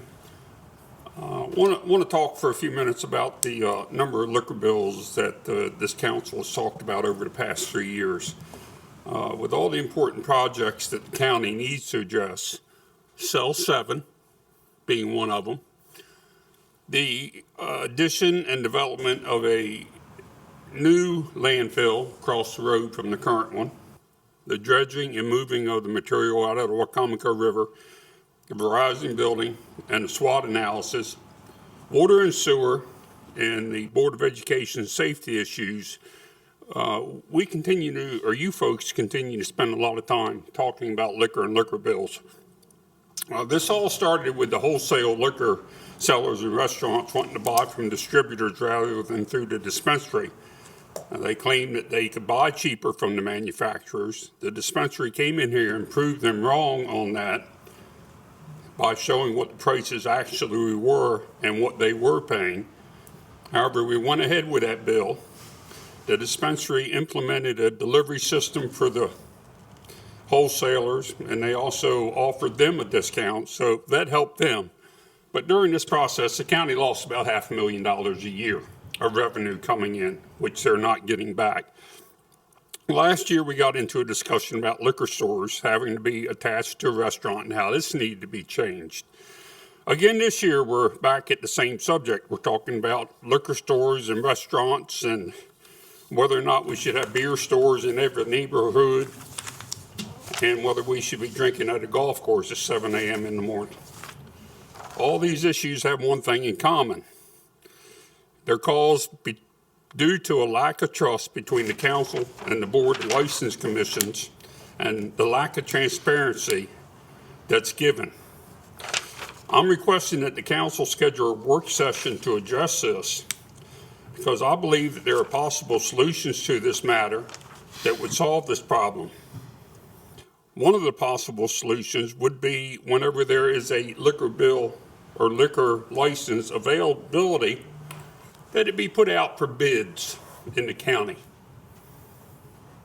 That takes away all the political backroom, good friends, buddies, campaign contributions if you put it out for bids. And then when the bids come in, the Liquor Commission makes sure that the people who are putting the bid in meet all the requirements of the law of the county. And if they do, then they get the liquor store. So we need to get out of the box on this. We're doing the same thing every year, and we don't get anything done. The biggest problem is the perception that everyone has. Many of the council members believe there are political favors being granted, and I can assure you that the public believes that wholeheartedly, that this is being done for political purposes. So let's address this, get out of the box, come up with some new ideas, and get some legislation passed. Thank you. Thank you, Mr. Atkins.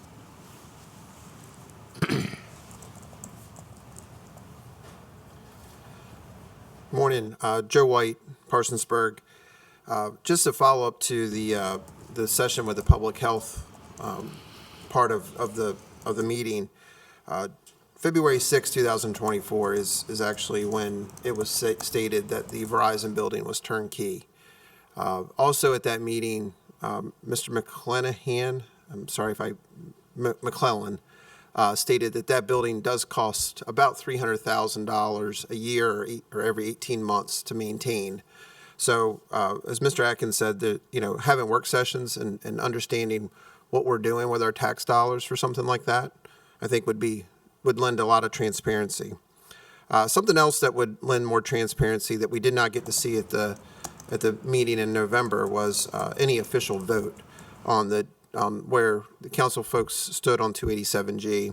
Some of you have been very public about how you felt about it, not from a national standpoint, from a local standpoint, because there was some liability issues, there was some financial obligation issues that were not ever addressed by the county executive or her team, or when they were very contradictory. I'd like to ask you to come out publicly. What we did see was Baltimore County admitted shortly after your last meeting that they do have a more or less formal MOA or MOU. And when you go back and listen to the two work sessions at the beginning of October and beginning of November, and you understand that Baltimore County has this informal agreement, go back and listen to what the county executive actually had to say and see if you don't get a hint that we don't possibly have an informal one, which may be fine, but why not have it out in the public? We've been fed just enough information to be dazed and confused through all of this. A couple things that we have not had follow-up on are, we had a work session about the contract labor, about some of the lobbyists and stuff, but there was very little information that came out of that answered any questions. We still have not heard about the P-card audit or about what the plan is to dredge the Wicomico River. We've been sidelined with worrying about Cell 7 and whether or not the landfill is going to be filled up, and now liquor bills and 287G. We've gotten away from some of the business that was really at the forefront. And I don't want you to forget about, we have to figure out how to fund Fruitland Primary School too. Could be a $20 million check that has to be written. Finally, I want to add on to one thing Mr. Atkins just said. At the very least, with the liquor bills, I'd like to see you all take a new vote on one thing in particular, and that is the moving of the golf course time from 9 a.m. or from 10 a.m. to just 9 a.m. I'm a former golf course superintendent. I spent 15 years of my career on a golf course. No one needs to drink at 7 a.m. on a golf course. Thanks. Thank you, Mr. White.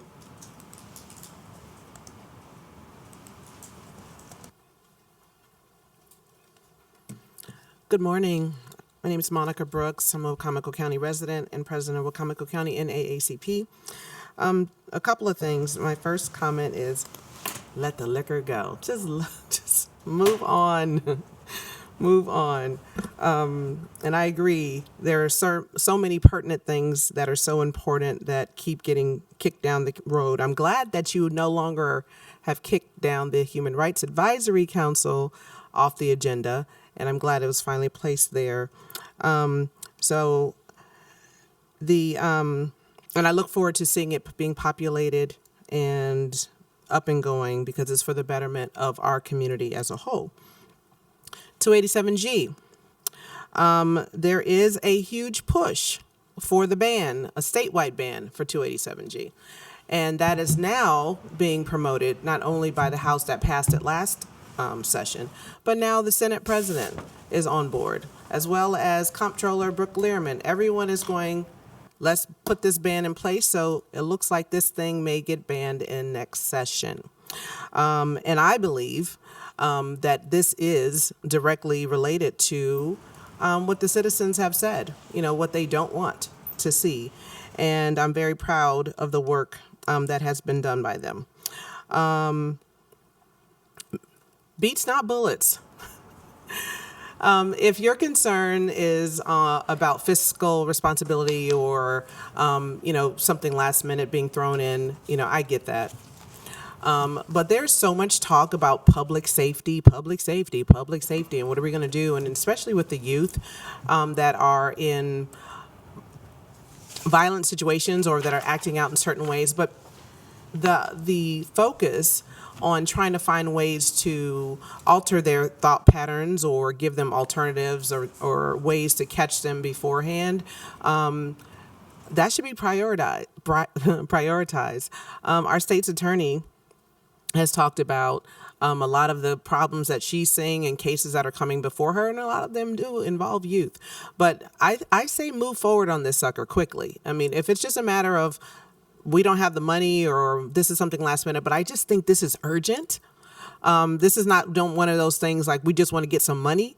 This is urgent. I see it as a crisis. The last thing I want to cover is thank you for the comprehensive report for health. It's very disappointing to hear that over 4,000 of our citizens here in Wicomico are going to lose their Medicaid. And I'm just wondering how that's going to impact your stats for next year, what that's going to look like. And so one of the things I wanted to just say is there was just a new hearing about the PFAS, and I know my time is about to end, but I'm going to talk really, really fast. The PFAS, the contamination that's happened in that community. That might be something the health department may want to do a health impact study to see what's going on. Some of the testimony of the residents was very compelling, and I wonder what's going to come of that. The last piece I'll say, because I'm out of time, is if you all have any influence on trying to change the diets and the menus, what's going on in the schools, we can push for that through the health department, perhaps with type 2 diabetes being increased. And for council, transportation. Thank you, Mr. Brooks. Any other public comments?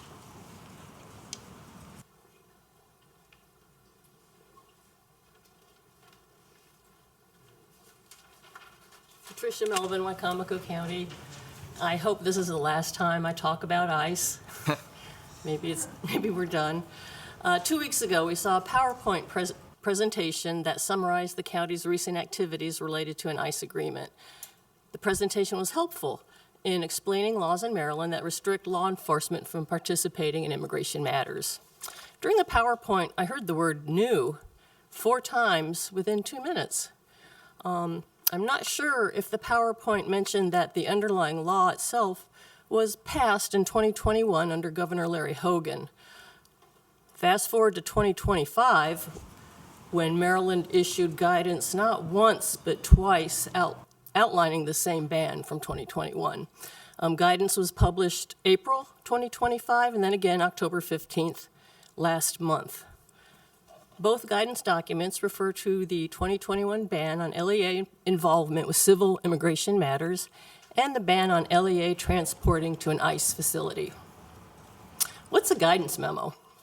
This is actually the guidance memo. This is guidance memo on the requirements of Maryland law. So it's the law that it's talking about. What's a guidance memo? State and federal agencies publish guidance documents as needed when conditions exist that require clarification of existing law or regulation. Guidance documents can take the form of FAQs, Q&As, bulletins, or memos. This one's an 11-page memo with 3 pages of footnotes. So it's a reminder that in Maryland, for immigration status, it's kind of simple. Just think corrections, yes, and law enforcement, no. And I believe that's both inside and outside of a 287G agreement, as was kind of mentioned. This is the same law that basically prohibits LEAs from participating in task force officer model of 287G. The TFO model is authorized to take people into custody, on the street is what we think of. I've heard many officials say we don't want to take people off the street. They don't want to because Maryland law prohibits LEAs from doing this and has prohibited it since at least 2021. For clarity, that is why only corrections-based agreements exist in Maryland. An important feature of 287G agreement is the protection conferred upon officers. When you're part of this agreement, you have the same protections as a U.S. government employee. That includes the ability to be defended by the Department of Justice if it comes to that. So the law department referred to an MOU between the Wicomico County Detention Center and the Sheriff's Office. I don't understand how corrections would have the authority to extend these federal protections to the Sheriff Department. So while the PowerPoint was informative, it did not provide full disclosure and raises these questions. Why is the law department comfortable putting the Sheriff's Department at risk for liability or litigation, as noted by Mr. Benson? Why is the law department comfortable not providing full disclosure to the council and the people? The effective date of this law was obscured. I don't know the role of the law department. I guess I could look in the charter to see. So my question is this really up to the standards of the council and the people? Thank you. You.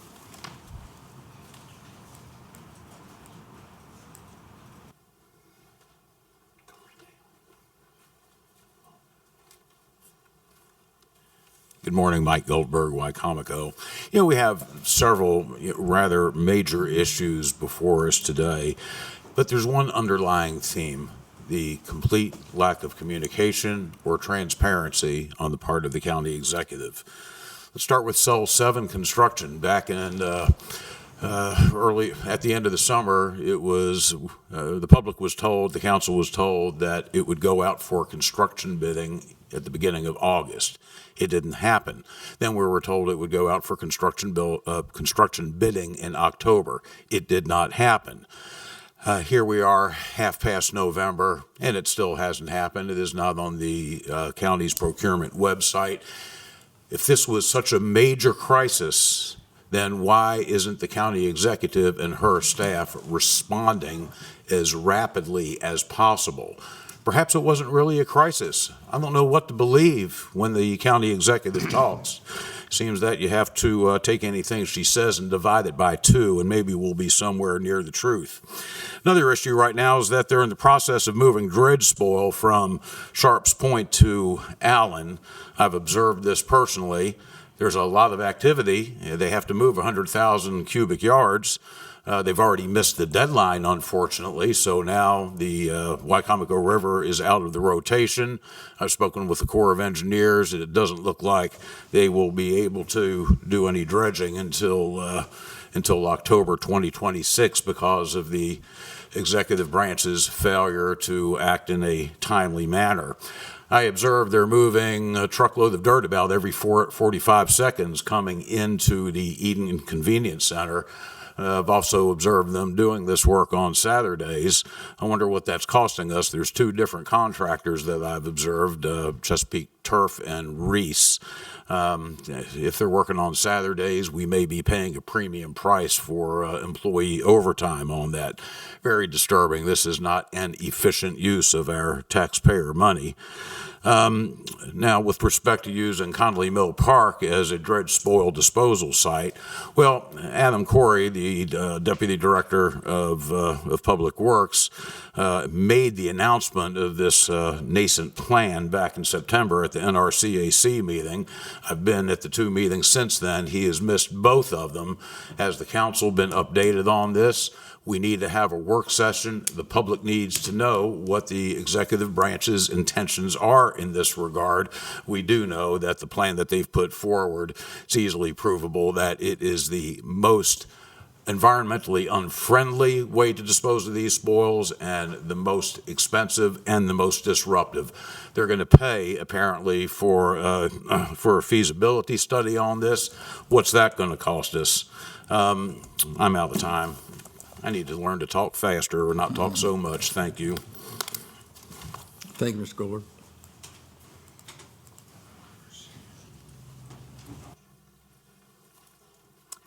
Good morning, Robert Taylor, Salisbury. First, I have to admit I don't play golf, and it's not because I can't get a drink at the course before 10 a.m. Turning to the 287G, folks, it really isn't over. After the big show we had at the last council meeting, oh, we have to withdraw it because of this, that, and the other, pointing to Annapolis. The county executive has admitted on several occasions in the last several months, essentially, that we're already cooperating with ICE, which she proposed doing with the Warrant Service Officer Agreement. The only difference is that under the Warrant Service Officer Agreement, we theoretically could have held people in the county jail for 48 hours after they would otherwise be released. But we're essentially doing, I bet my property in Kansas waterfront on this, that we're doing the same thing that Baltimore County's been doing and just made an informal agreement. When I say informal, it's not one of the standard model agreements, but I've read it, and their people that work in their detention center cooperate with ICE and let them know when people are going to be released. ICE then shows up at that time, takes them into custody. And we're doing the same thing. She's admitted it at the last meeting. She sat right here, I think, and said something to the effect of, well, sometimes ICE can't get there. In other words, they tell them, but for some reason they can't show up at the moment somebody walks out the gate. So that's already going on. It's not going to be the last time Ms. Trish hears about 287G, I can guarantee you. We're doing it, and the council ought to bring this before the public, get the executive branch to come in and say exactly what's going on, how long it's been going on, and what they plan to do right now, not after the legislature might or might not do something in the spring, but right now. Are we going to continue it or not? So anyway, got a few seconds left here.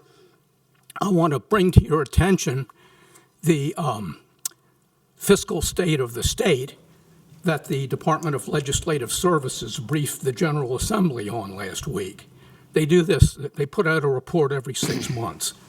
And back in March, they thought maybe we were over the downturn in Maryland in jobs and in growth.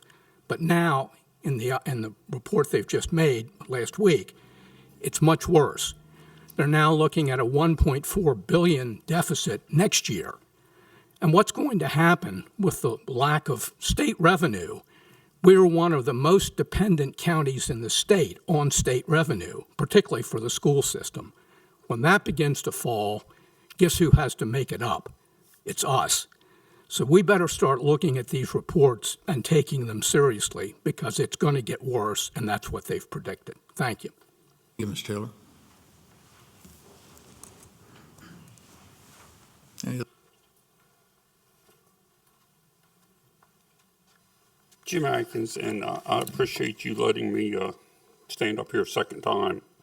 I don't have public comment. I just want to get a clarification on Legislative Bill 2025-13, which you all just voted on to proceed.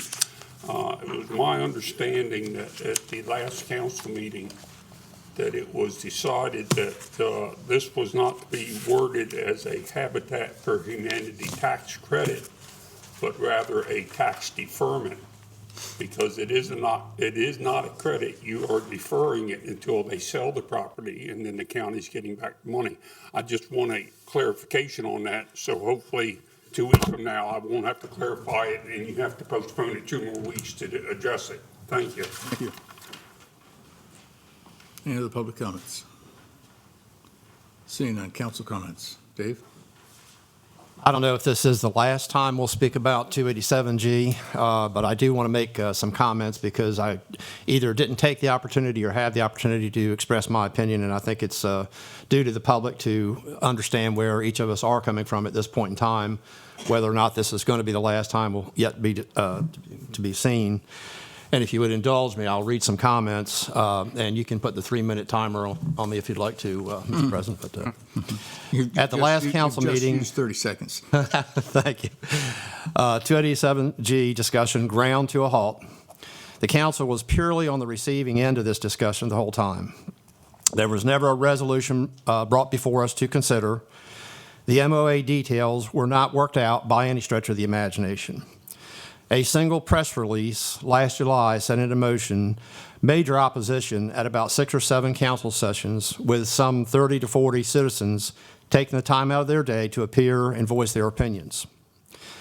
As was just stated, at the 11th hour, it was deemed impossible for the sheriff to participate, and as presented at the last council meeting, the Attorney General released guidance on October 15th, which referenced Criminal Procedure Article 5-104 prohibiting law enforcement's participation.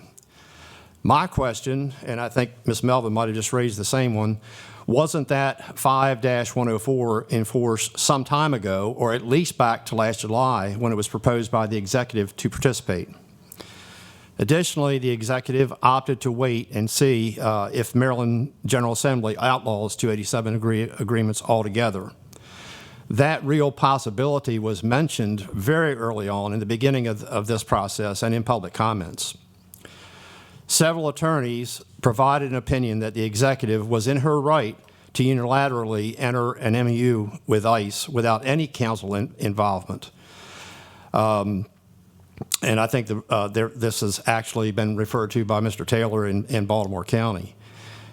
The executive stated that the Corrections Department already works with ICE and provides information regarding immigration-related detainees about to be released.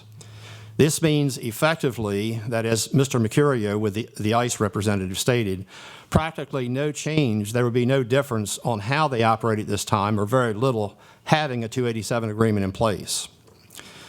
This agreement opens Wicomico to any assorted litigation, which has been the case in other counties. Frederick is one example. Meanwhile, we were told that our insurance carrier, Legit, had never reviewed the MOA and provided their input on and how they would stand behind coverage or litigation defense needed in the event of a claim or lawsuit. This apparently was the first ICE agreement with the additional clause, counties are responsible for transporting detainees to ICE facilities. Therefore, this would not be cost neutral, nor would training employees be cost neutral. There's far more, in my opinion, downside risk versus any potential benefit, and the proposal put before us was flawed. As just was mentioned, Wicomico has many pressing and important issues that need focus and attention. A 287 agreement hardly rises to the level of serious attention, in my opinion, and surely not the amount of time that was expended on this round. This exercise was, in my opinion, a huge waste of time for constituents and council members alike, and the idea of participating by way of 287G agreement is totally unnecessary for Wicomico. Thank you. Joe? Yeah. Just as a reminder for our folks watching public comments today, the vote on the liquor bills, the last two liquor bills, was 3-4. Not everybody voted for them. I don't agree with the 10 o'clock or 7 o'clock a.m. Liquor change for golf courses, and I certainly don't agree with disconnecting the restaurant due to the fact that it's just a step forward to having liquor stores all over Wicomico County. So I voted no on those two bills. I learned something today that I didn't know, and maybe if I'm not right on this, I'm sure it'll be explained to me later. When we had the fellow from the health department in front of us, it was said that if we don't have a wet season, that the state can make changes or there's an alternative or things that they can look at so we could get perks done. For a number of years, when people have called me and complained about not getting perks done, they say, well, they're telling me we don't have a wet season, and we've had several years that we haven't had what they call a wet season. So I wondered if the citizens that's been told that we don't have a wet season and we can't get a perk done have been given that alternative that the state can make a change to that. So hopefully in the future, if there's no wet seasons and people want perks, they can possibly get something done. So anyway, that's all I have, Mr. Cannon. Thank you. Yeah, of course, thank you all for attending, and thanks for folks for tuning in. I just want to pick up on one thing. I did hear really good comment from Mr. Adkins about having a more formal process to fill a liquor license vacancy, an open RFP or bid process. I think that would provide more transparency, more public process, and give more I guess trust from the public to make sure that things are going well. So I think that's a great idea, and I'd be happy to help support that and push that forward, either that be through a separate bill or some other different regulation. But I think that's a really fine idea, and I fully support it. And then the only other thing I just want to say was just hope everyone has a great Thanksgiving holiday, and hope you all are well. Thank you. So I fully support interagency communication with our law enforcement agencies. That's a way to keep bad people off the street by sharing information, whether that's an agreement or a policy or a procedure, whatever that looks like. That's very important. I agree with Councilman Ennis. The amount of time that was expended on this 287G was beyond enormous and completely unnecessary, and a lot of it was due to the mixed messaging that we were getting, the public was getting. It seems like every interview, even 24 hours apart, had different information in it. So Not sure where it's going to go. I want to wish everybody a happy Thanksgiving and a healthy and safe holiday season. I think a comment was made about the Human Rights Committee and how the council's kicked this down the road. We've actually been working on this for a while. The original draft that we got, there were questions on how the committee was made up. So we had to go back and forth with the law department on that. It wasn't being kicked down the road, it was being worked on and being made ready for public presentation. So just want to clear that up. Okay. I'm happy to see that this Human Rights Committee is finally put together as well. And I just want to wish everyone a happy Thanksgiving. And hopefully everybody gets along at Thanksgiving. Sometimes that doesn't always happen, but I hope everyone gets along. So, Under presidential comments, to respond to some of the comments here, first of all, I'd like to say that over the weekend, I had the privilege, and I know Dave was there. Josh, were you there? Jeff had Operation We Care with Vice President Merritt. He held Operation We Care in Mardella, and it's always a great event. You get about 600 people that show up just to help boxing, to send boxes of foods and stuff out to the troops. And it's always a great event. It's a lot of fun. So I compliment Jeff on the hard work that he's always doing in addition to the council. Thank you. And it was a lot of fun. In reference to what you stated, Mr. Atkins, on the habitat, 100% correct. I mean, the credit word always makes me very, very nervous when they talk about it. But I pulled it back up, and it does say, upon the expiration of the tax credit, the full amount of taxes that accrued during the tax credit period shall be owed. So it refers to as a tax credit, and I think it's trying to work in the jargon, state jargon, in reference to the bills that are currently in existence in the state of Maryland. And there's also another reference there where it refers to actually to a tax deferral further on down in the bill. But that's been probably first and foremost in what the council's concerns have been. We've shared that more times than not with Mr. Benson and Mr. Illuminati. So I think we feel comfortable with this. We have had a lot of small liquor bills going through. I wouldn't say it's really a lot. It certainly hasn't created a distraction. And the council has a full ability to juggle several different issues at one time, which we certainly do every day. So I don't think we're ignoring the larger issues. There were mentions of meetings. We do hold quarterly meetings. One of them is going to be today with the Board of Education. I had a discussion, or had a lunch the other day with Mr. Corey to talk about some of the specifics in reference to the dredging and in reference to the Cell 7, and I was pretty much satisfied with what his explanations were with where we were going. But just to make sure that it's not just for my personal privilege, we are going to be meeting quarterly with Public Works to make sure that we do have, and the public has, a complete understanding of what's happening at the landfill, what's happening with Cell 7, what's happening with the dredging, because it has been in a general state of turmoil over the last few years. And I think it's important for the public to understand that we're trying to put those pieces back together.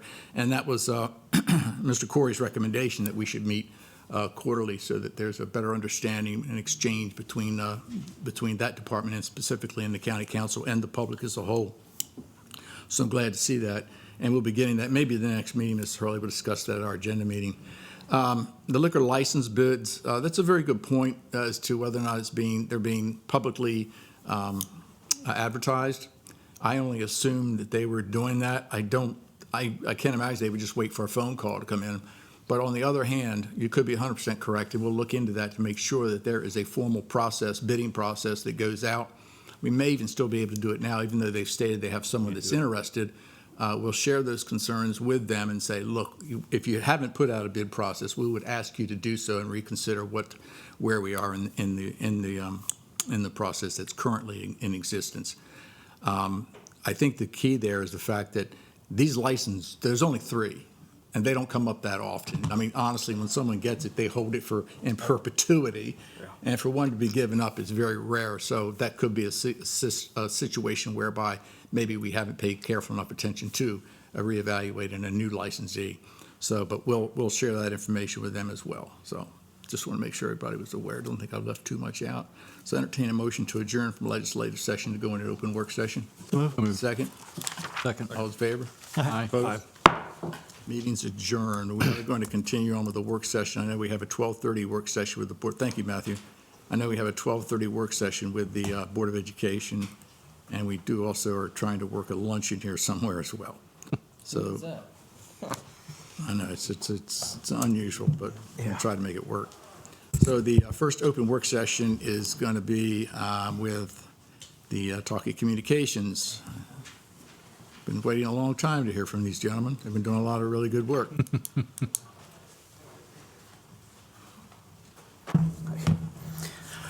Good afternoon. Afternoon. My name is Dennis Cullis, and I'm the foreman for the East Coast side for Talkie. Offices in Snow Hill, work out of that area. So fairly new there, so I'm still learning how everything works and what we're doing, but I know we've been doing a lot of work in your area, in your county. From what I saw when I started, we fell behind. Looks like we did some work and then we slid away, and it looks like, I was tasked with getting that done. So that's where I've been pretty much working nonstop. I guess what we'd be looking for and would be what has been accomplished, because I thought by now you would have 100% build out. Are you at 80% build out? We're just kind of curious in what areas. Yeah, because you're the east side of the county, correct? Yes. Primarily. Yes, we're on the east side of the county, and we started at the Grant area, towards the west, and was working east, which I don't know. I would have done it the other way, in my opinion. I would have started east and worked west, but So we're working from there, but we filled in everything that we hadn't had done. We filled in on the east coast side of the county. So we've put over 100-mile pipe in this year since I've been here, actively pulling the fiber, getting it spliced up. So they've really committed a lot of effort to completing the Grant areas. I'm actively working up there right now. So I provided a map, and I apologize, that map is very hard to read. If you look at that map, you see the blue lines, and with the yellow dots, that's the blue lines are what's actively there now. And the light gray roads are what we're working on right now that's under construction. And I can tell you that I have probably 90% of those completed right now with conduit in the ground, and they're actively pulling fiber there, getting that completed. So we put a big rush on it, I know that. On the legend, it says can't serve OOR. What does that mean? The can't serve is we don't have plant there. The facilities aren't active. So everything from, if you look at the map, the far left yellow dots, north of 50, we've completed everything clear to the end of the county with construction pretty much. There's probably about 10% that we're still filling in right now. We actively have crews up there working right now doing that. So hopefully everything from the yellow dots that you see on the west side clear to the east side of the county will be all turned yellow, saying we can serve them really soon. Joe, is it still free hookup for people in the areas that you're running? I believe so, yes. And how about extended driveways? That's still... We're still working on some extended driveway grant areas and stuff. We haven't really got into that. I know that's on my list of things to do, but I'm actively trying to complete this right now. So, well, that's not the question. I guess the question is it, well, you said it's a grant, so do people with extended driveways have to pay to hook up or not? I don't believe so. I don't believe they're doing that yet. I think they're still waiving those fees. I mean, if they're back in there a couple miles, they might ask for a little help, but yeah, right now I haven't seen any billing. Okay, all right. On that. and I will take that back as a question. If you will. I will. Yeah. And if you could get back to our administrator, I'd appreciate it. You say take rate. What does that mean, take rate? That's how many customers have taken the talkie service. So if we pass 100 houses and 10 of them take it, we're at a 10% take rate. And you say you've done 100 miles of roads. From the grant that was originally given to Talkie Communications, how many miles was Talkie required? I can't remember. That I don't know. That was pre my term. Do you think you're 80% to your goal? Oh, I believe so, yeah. I believe I'm over 80% with construction, yeah. Okay. And on these yellow dots, are the yellow dots there's yellow dots and there's green dots. It doesn't say what they represent. The green dots are the served locations. That's the customers that have taken talkie service. And the yellow dots represent what? Ones that we've passed that we can serve. That you can serve? Yes, sir. I mean, obviously the state thought it was important to get this done. How come we have so many homes that aren't interested in service? What do you think, what's happening there? I think it's just a lot of people have, over the years, have picked up the cellular services. You know, there's, drawing a blank, what's the cell service? AT&T has a good one. StarTech or something like that? Starlink has a Starlink, good yeah. satellite service. So we laying pipe on an antiquated system? No, I still don't think you're ever going to beat fiber service. I really don't.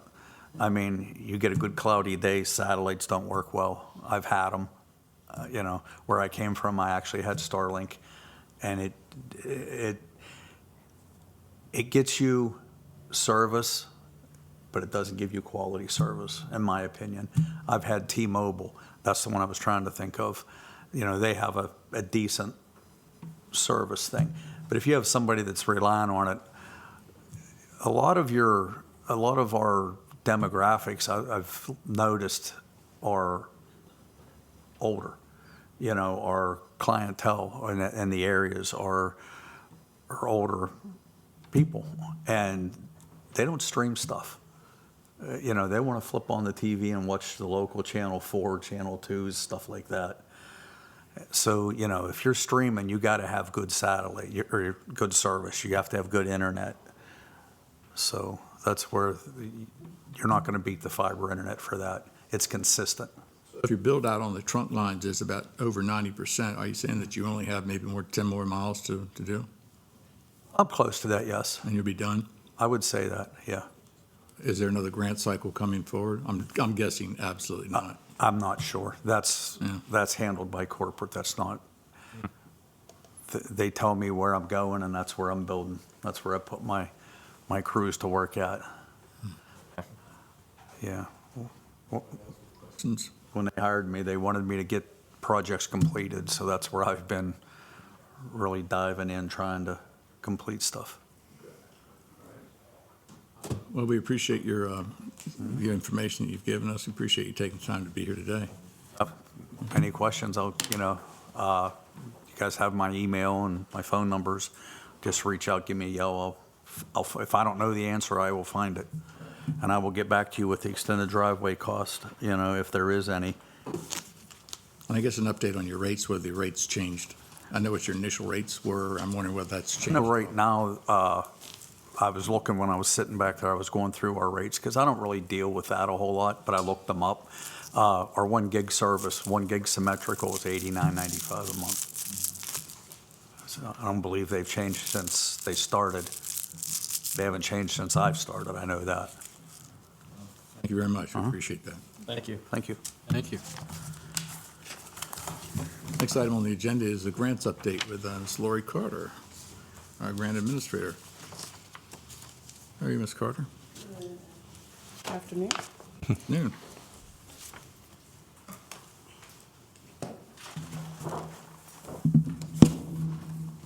I'm Lori Carter, the grant administrator for Wicomico County.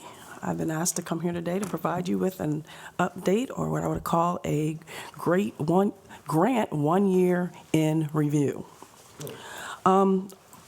As you might remember, I actually started this particular position on October the 17th of last year, which was the second quarter of our FY '25. My year has been spent getting familiar with the new role and also the actual department that I happen to be in, which is the finance department. I have had the opportunity to work with staff as well as with the internal auditor. I've also have had the opportunity to review our existing audit report to make sure and see exactly where were some of those particular problems and where were some of those particular successes. I've had several meetings with actual staff and with the, for over the last year quarterly. And that has been a great time for me to become very familiar with what it is that the departments need. Along with that, I've also have met with the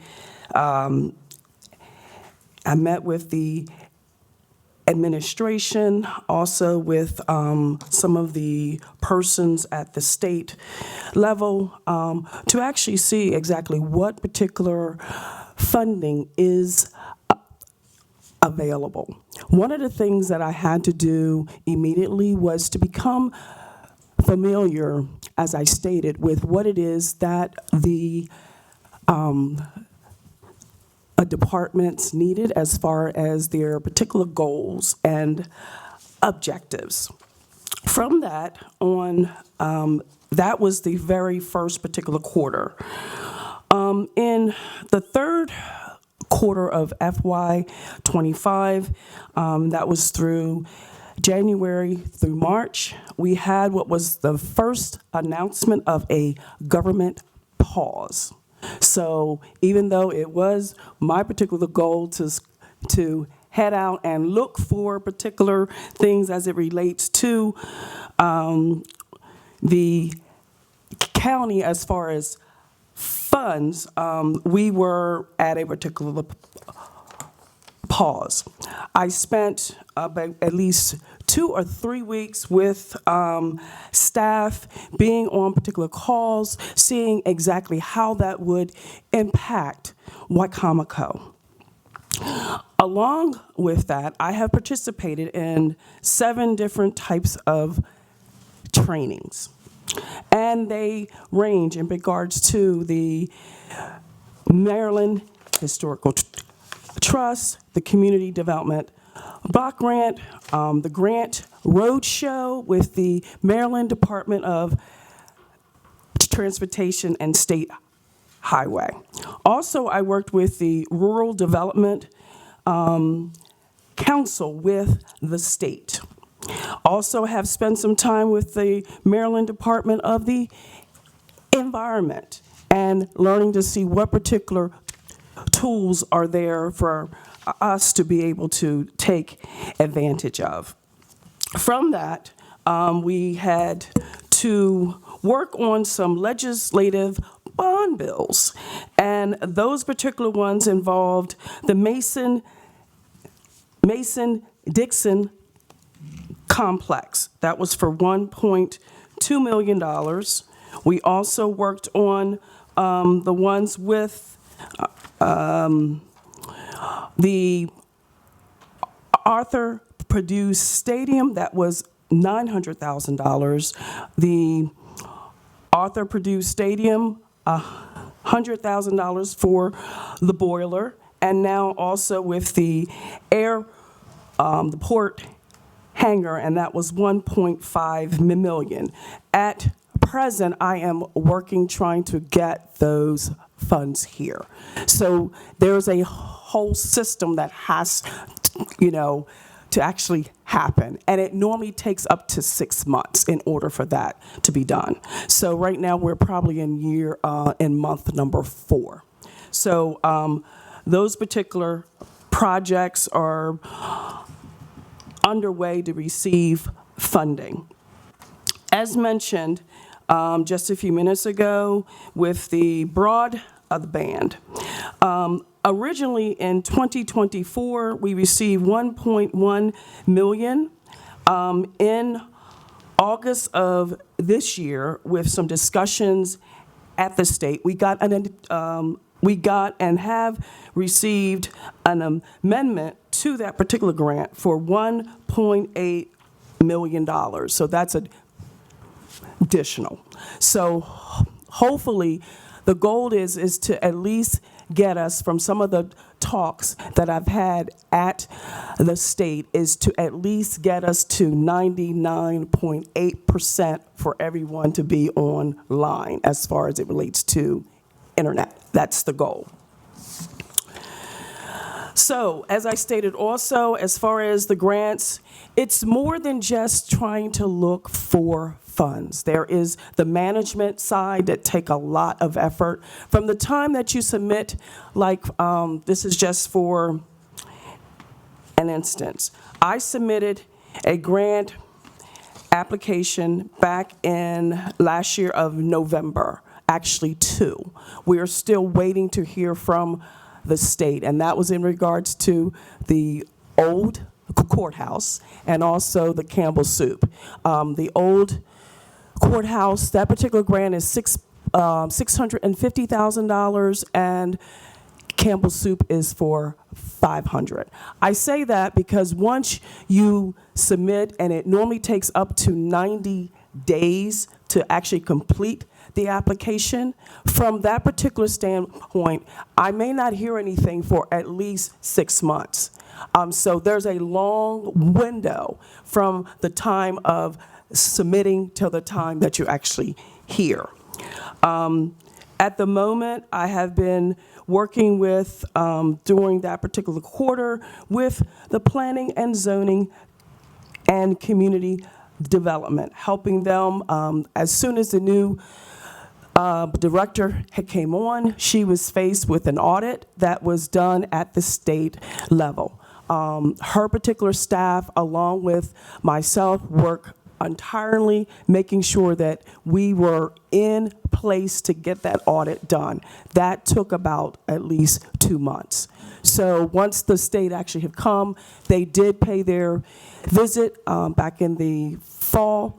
And so we have, so far it looks like we are doing well with that, and hopefully should be hearing something with that. Also wanted to mention, it was brought to my attention, and we have also submitted an application that was due on September the 30th, and that was for $15.8 million. That is to apply for funding towards the dredging, and that was submitted to the Maritime Science. So we are waiting to hear back from that. I went online today just to kind of see exactly where we were at this particular time. That particular project is still being reviewed. We have 2 other projects that is being reviewed as well. I am working with Department of Public Works. We have been working on the local government energy modernization program known as LGEM. That particular project actually consists of what we're submitting, and those particular applications, which are 2, are due on December the 5th. One is for Public Works in order to do their renewable natural, the gas project. That is $2.2 million. And then we're also doing, I am in the process of doing and completing the application for the library to do a solar, the canopy, and that's at $1 million. The other part of that request is going to be for the building and the performance, which is known as the BEPS, and that is to bring 6 of the projects of the county's projects into actually compliance. We are hopefully will be awarded $1.5 million. That would involve, even though we have 6 particular projects and 1.5 is not enough to actually complete those particular projects, but it's at least a start to start with them. Those particular buildings are the government office building, the Purdue Stadium, Wicomico Youth and Civic, the Piedmont facility, the North Courthouse, and the Wicomico Detention Center. So these are the projects that we are pretty much underway on. I meet with, as I stated, with each of the department heads on several occasions, just being able to get those particular needs and to find out. Also utilize the strategic plan that has been actually put together by those departments, which is a 5-year particular plan, and that helps me to be able to see exactly what were some of those things that needed. For as far as a total that has been officially awarded, that is $2,603,000. And let me say it again, $2,263,626. And I'll repeat that again, $2,263,626. As it stands right now, we are waiting to hear back on the one for the $15.8 million, and we have also got the awards 3.7 for the actual bond bills. Again, one of the biggest jobs is more beyond searching for funds. It is also trying to make sure that we remain in actual compliance so we can actually be able to continue to get those funds. One of the things that I started when I first came on that we have not had, and at some particular point it will be actually discussed, is that we have never had an actual a grants management particular policy that will be utilized by staff. Again, because whenever there is staff turnover, or even if there's someone else who's new at doing these particular grants, it's very important for them to have something to be able to go by. I have met with the internal auditor probably 3 times since being in this position, and her and I have had some discussions, also with my particular director, and also the deputy. We know that this is something that needs to be done, and so we have been working towards that. Again, it's been a busy year. We've had to be mindful, and we had to be actually considerate in regards to the times that we happen to be in. Again, especially when we went through the January 27th, when there was an actual particular pause on the grants. And I can remember that date because that was my birthday. So we are, again, working steadily, trying to see exactly how we can be able to assist administration as well as the council. I do appreciate President Cannon. He always sends me out emails just to make sure that I know if there's any grant opportunities, as well as our Director of Administration. He sends me a lot of emails to make sure I'm staying abreast of what's happening. So I do a lot of and I will just say this at the end, I do a lot of research on grants.gov. That is the big site that everyone uses who is a part of the state or the feds, that actually provides you with a lot of different types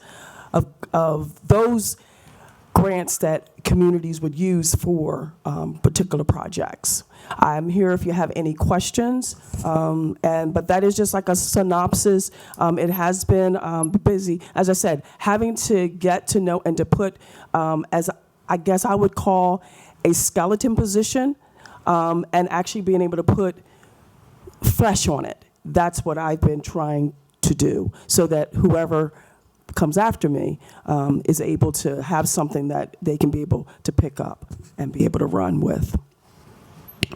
I guess the grants are great unless you have to pay part of them back.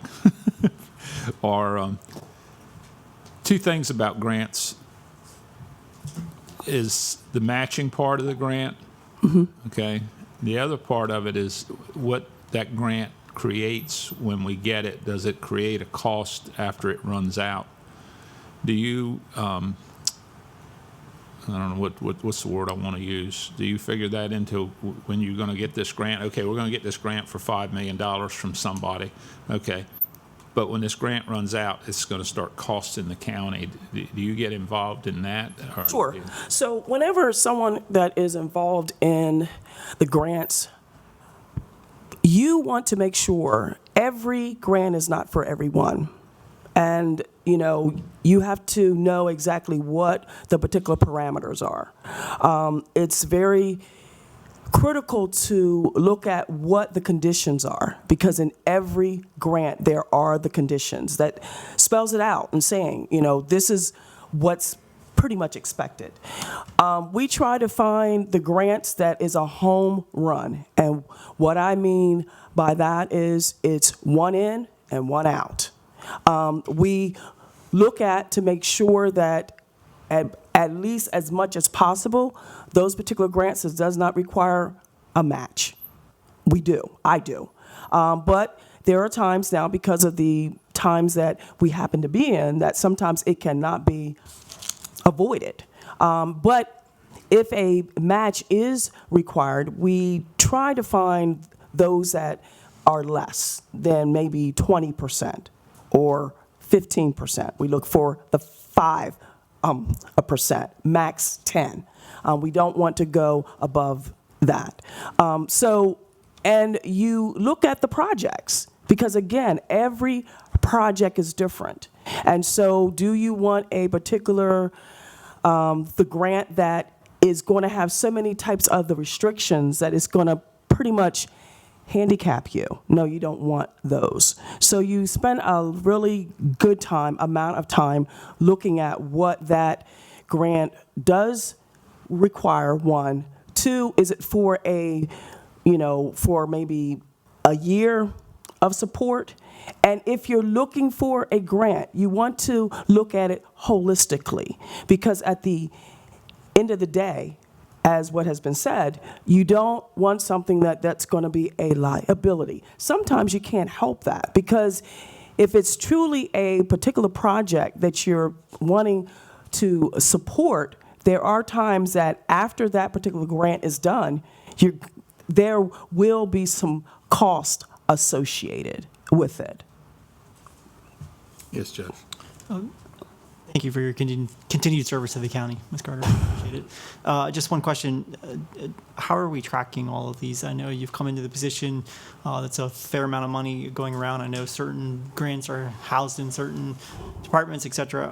I guess, do we have a more formalized program that we used for grant tracking, or is this more in an Excel database kind of thing, or how are we doing that? So that's a very good question. So right now, as far as the county has what is called Munis, and everybody's familiar with Munis. Munis is not itself a tracker of grants management.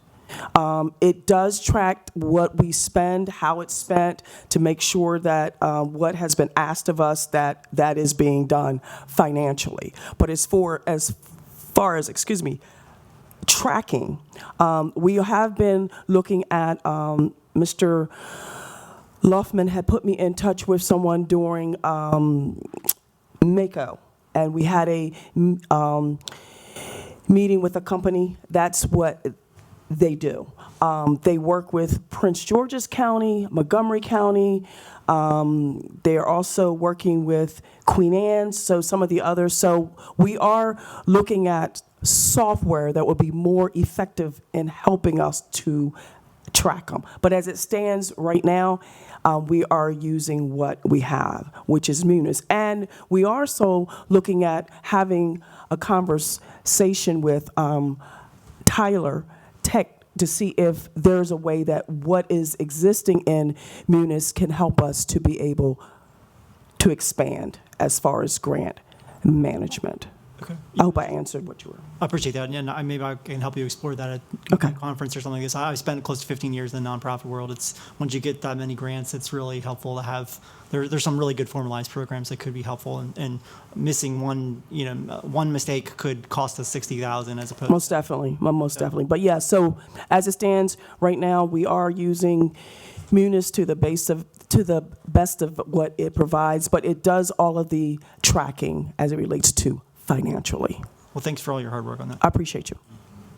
I'm glad you mentioned accountability, because I believe the PKS audit had specifically stated that part of what the county needed to do was follow up more effectively on grant accountability and whether the monies were spent and just an overall follow-up process. Yeah, and I mean, again, I had came into a department, I say this laughingly to Charles quite often, there was a time when I was on the other side as the director, and I didn't always understand, or we may not have always saw eye to eye about how something is done. But now, being within the Office of Finance, I have a greater appreciation for that.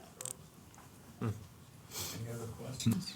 Any other comments? No, I just want to say that I do appreciate your support that you have actually provided. We will keep you abreast. I'm going to look for a way, and I'll speak with Ms.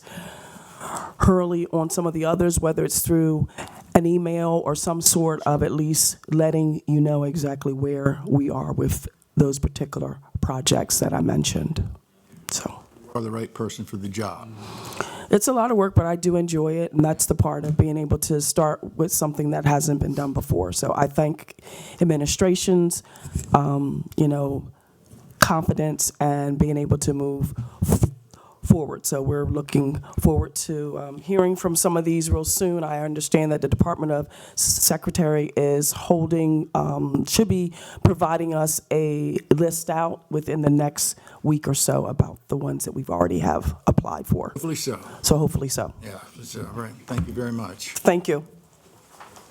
The next item we have on the work session is the state legislation in regard to graduates from Del Mar High School and the honors program. And I believe we have Mr. Luffman here. I brought the experts. Oh, good. First thing we have to do is also Next is the honors program. I'm at the Promise Scholarship, right? Yes. So Bunky Luffman, Director of Administration. Mike Bliley, I'm the Supervisor of Curriculum Instruction and Assessment at the Del Mar School District. Hi, good afternoon. Andy O'Neill, Superintendent of the Del Mar School District in Del Mar, Delaware. Thanks for being here. Thank you. Thanks for having us. Yep, so I'll start and then pass it over to you guys. So the Maryland Community College Promise Scholarships, initial bill was passed in 2018, and it had unfortunate language where it basically said someone graduating from a high school or successfully completing a GED in the state. So, as you know, I'm one of them. I believe Ms. Hurley's one of them. There are kids that grow up in Del Mar, Maryland, that graduate from the Del Mar, Delaware High School. There's a formalized bi-state agreement, which I believe started in 1955, but it was that time period. And unfortunately, we have several, students that would otherwise be eligible for the scholarship that are not. And I think it was an oversight by the General Assembly. Across the bridge, they're not aware of the bi-state agreement. So, and I think it just is something that fell through the cracks. Del Mar, a teacher of Del Mar brought this to our attention, and then Mr. Bliley, or Dr. Bliley, spoke at our legislative breakfast. So I wanted to bring it forward more formally? So yes, I believe it was overlooked for a while because students that graduated from Del Mar with a Maryland address until recently were still allowed to participate in the Del Tech Community College, which was the SIEGE program at the time, which is very similar to the Promise Scholarship. So a lot of our students were leaving Maryland and going to the Del Tech, but Del Tech has recently shut that down, I believe 2 years ago, so it was overlooked. So now we have students like last year we had 22 Maryland graduates who were not eligible for the scholarship because they had a Delaware diploma and not a Maryland diploma. And obviously they're on the Maryland side. So the only way they would be able to attend the Del Tech side is if they had a parent working in the state of Delaware as a state employee. So they were kind of disservice to both states there. They were kind of left in limbo. They had to pay their first semester until, speaking with Deb Casey at Warwick, they would then provide some tuition assistance after that. But for the first semester, they were solely on their own. So that's why we're here today seeking, because I know the promise is up to $5,000 if you qualify for the household income. So it affects anywhere between 25 to 30 of our students every year, which is, about 10, 15% of our graduating class, where we have a very small graduating class each year, but that's essentially where we are. So. And Dr. Casey did send a letter of support that I sent to Laura yesterday. I'm not sure if Dr. Stauffer sent you one. He did send me one. I didn't know if he passed it on. Yeah, he told me this morning, earlier. Did you? I did write a letter of support. He did. I don't know if Bunky did. You send it along. If not, I can send it to Laura right now. I have it. Yeah. Okay. We have it. For the record, we have it. Okay. Thank you. Yeah. Well, that's, I guess maybe our responsibility would be to send a letter of support, maybe. I guess whatever agency we may need to send it to, whether or not we also need to emphasize that with our Eastern Shore delegation. What do you think the avenue is from here? Because I don't think I even have to ask the council. We all would be in support of that, 100%. Yes, a delegate, Chris Adams was our Wicomico County delegation chair. So, I was going to go to him and ask him to draft the bill. I think it's simple. I think we just say, it says in the state, and I think it could just say, or a Maryland student who graduates from high school out of state with a formalized bi-state agreement or something like that. The lawyers in Annapolis or at Department of Legislative Services will come up with the language. So We're bordered by 4 states and the District of Columbia. Do you know if there's any other examples where this could be existing somewhere else, so we're not reinventing the wheel? Possibly not. How about if they're going to a private school? They graduated a private school out of the county. Yeah.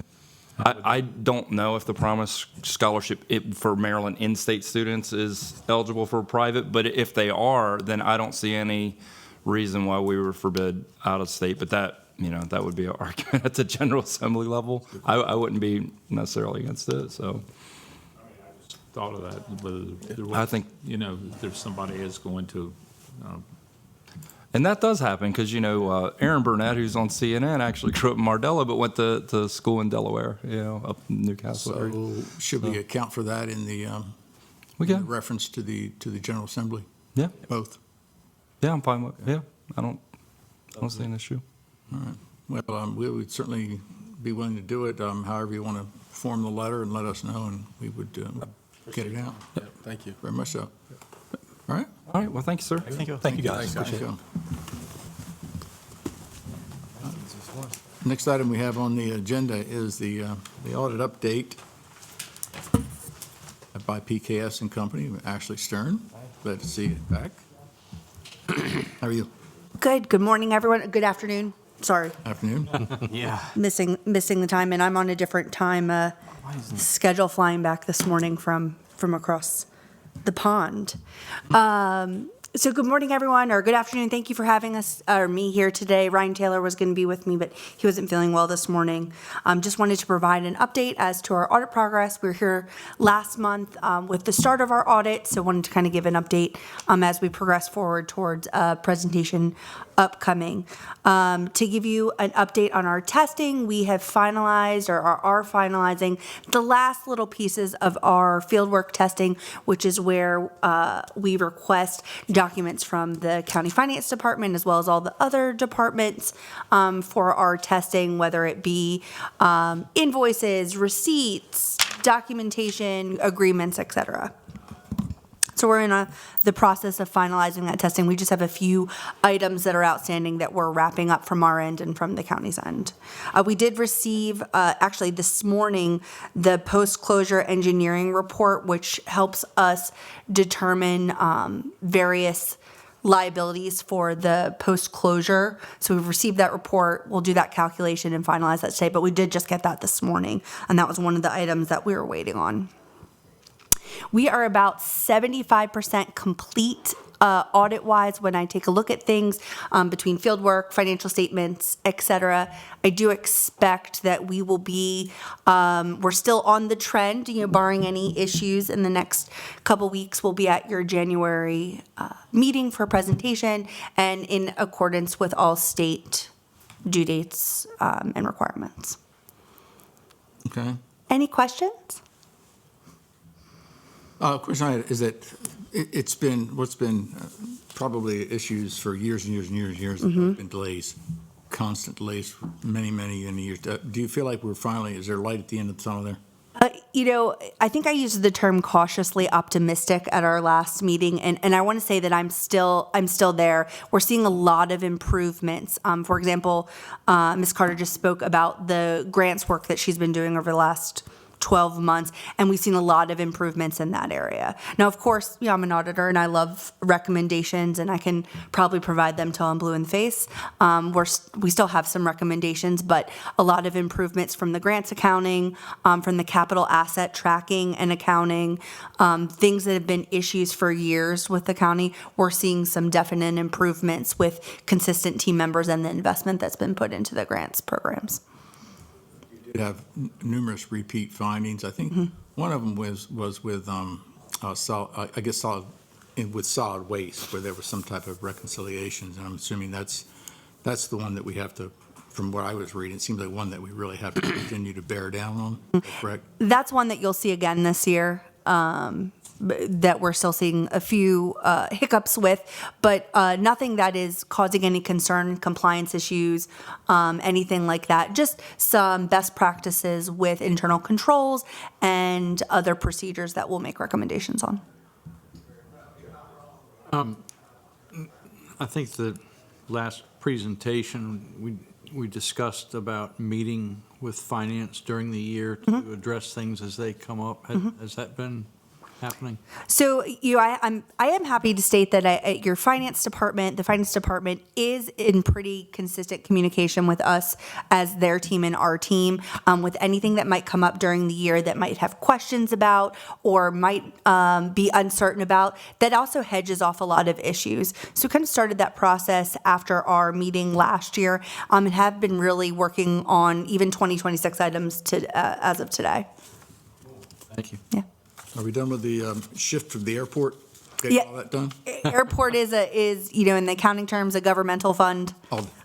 Shift is over, and hopefully we'll have no more shifts anytime soon. Good. And new software updates have all been Implemented in August of 2024, so we're well past that, thankfully, knock on wood. Okay. Anything else? No. All right. Well, thank you very much. We appreciate your time. Awesome, thank you guys so much. What I'll suggest is we're going to take a 10-minute recess, and then we're going to meet with the Board of Education. So, thank you very much. All right.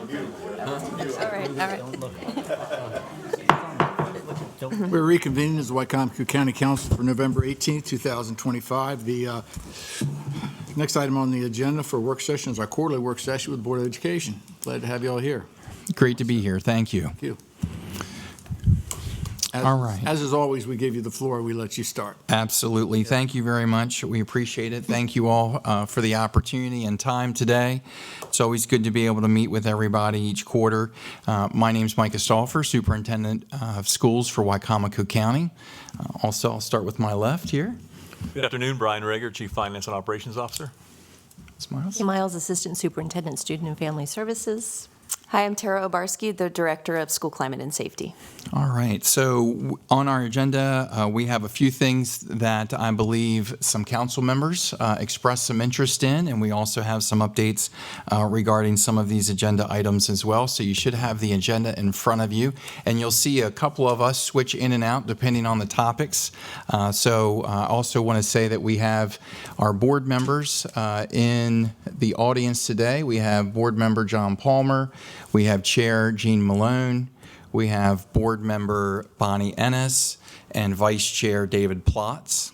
We also have some staff that are here for any questions or also some agenda items as we move forward in our work sessions this afternoon. So are we good to get started? Yes, sir, please. Thank you. All right, so you know one of topic number one, our first priority is always the safety of our students, and that has been something that we have been in front of you and discussed on several occasions throughout the past several years. So we are continuing to add layers of intervention and safety to our school system each and every year. The next step for us, we believe, is weapon detection systems in our school system. I believe something such as a weapon detection system you're going to see more and more of over the course of the next decade across schools in the United States. We know that they're in our airports, they're in our government buildings, in our courts. And we believe that this is the next step for us here in Wicomico County as we're adding different layers of safety to our school system.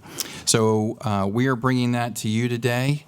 Our hope is to be able to answer any questions that you may have and also ask for the county council to come alongside us as we look to implement these systems in our schools. We want to provide that cost to you and also be able to provide the staffing that's involved with these systems to get our students through each morning into our schools. All right. We're glad to see you recognize that as a highest priority because it is for us as well. Thank you. We're even working on our own, changing up our own security system here. Yeah, Because, okay. of course, it's a sign of the times. And you have 11 units now currently in the school system. We currently have 11 units that we use for our athletic events and large-scale community events. But as you will see in just a moment, that's nowhere near the type of system and the number of those systems that we would need to be able to have 15,500 students into our schools each day. And to try to, I think the biggest challenge is to avoid a bottleneck. That's right. When all these kids are coming to school, you gotta let them get through there. And we don't want it to disrupt the instructional time during the day as well. So it has to be not only a thorough process, but an expedited process as well. Right. Thank you. All right, Mrs. Obarski and Mrs. Miles. All right, so Dr. Obarski is going to go through a few slides with you that will give some parameters and some numbers to what Dr. Stauffer has just shared with you. And as he noted, and as you noted, Mr. Cannon, safety is the top priority. We are using this as an opportunity to build on those 11 that you mentioned, which are certainly a small scale part of what is planned. And as always, and as you've heard in the past, and I'm sure we'll continue to hear in the future, safety is a layered approach. There is no one-size-fits-all answer, and we have to approach the safety of our schools, our students, our staff, and the school community from multiple directions. So without further delay, Dr. Obarski is going to share with you information that also was shared with our board, and then we'll be prepared for any questions. We also have Mr. Babe Wilson and Mr. David Owens, our Safe Schools coordinators, who will assist in the responses as well. All right, good afternoon, everyone. Thanks for the opportunity to present to you today. Dave Owens and Babe Wilson, who are the Safe Schools coordinators on our team, and myself are very passionate about this topic, so I'm very excited to be able to sit in front of you this afternoon. As you probably are aware, our school leadership teams and our district leadership, we have the responsibility to create safe and welcoming learning environments. And that is aligned to Dr. Stauffer's #1 strategic priority. And so we take it very seriously. And we believe that there are two areas when we're talking about school safety. There's the physical safety layer, but there's also the psychological safety layer. And we believe that weapons detection is an added safety layer that will enhance both of those areas. And I'll talk to you about that in just a second. All right, so when we're talking about the added physical safety layer when implementing a weapons detection system, we're looking at it being a visible deterrent. So automatically, it's a deterrent to someone bringing something into school that they shouldn't be. So that adds to our physical safety layers. It also prevents weapons, obviously, from entering our school buildings, which is number one. But it also allows us an early response to threats. So when we have that capability to scan for these types of things, we can respond early before it becomes a more significant threat to our school community. When we're talking about the psychological safety layer, weapons detection increases confidence and security among our students and staff, but also our parents. It's part of that kind of feeling welcome, feeling safe, feeling a sense of connectedness to their school.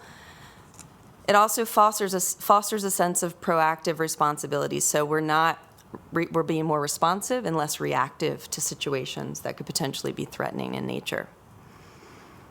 And then finally, it allows us to continue our mission of building that culture of prevention and preparedness. We don't want to react to situations. We want to be prepared, and we want to prevent the possibility for significant threats in our school system. So we believe that a weapons detection system of this kind will help us in both of these areas. And just a reminder, I say this everywhere we go, school safety is not one thing, it's not one strategy, it's not just weapons detection, but it is a layered approach. So it's many layered strategies working together to help make our schools safe. And this is just one of those safety layers that we believe will enhance our school safety. So just a quick overview of our team and what we've done to explore weapons detection systems, some of the look-fors that we've used in exploring different vendors. We want to look at high throughput rates, and basically what that means is the amount of time that it takes to get a number of individuals efficiently scanned through the system. Because as you can imagine, a school like James M. Bennett with 1,500 kids, we have 30 minutes to get them in their seats ready to learn. We have to have a high throughput rate that's effectively scanning them for threats, but also getting them into class on time.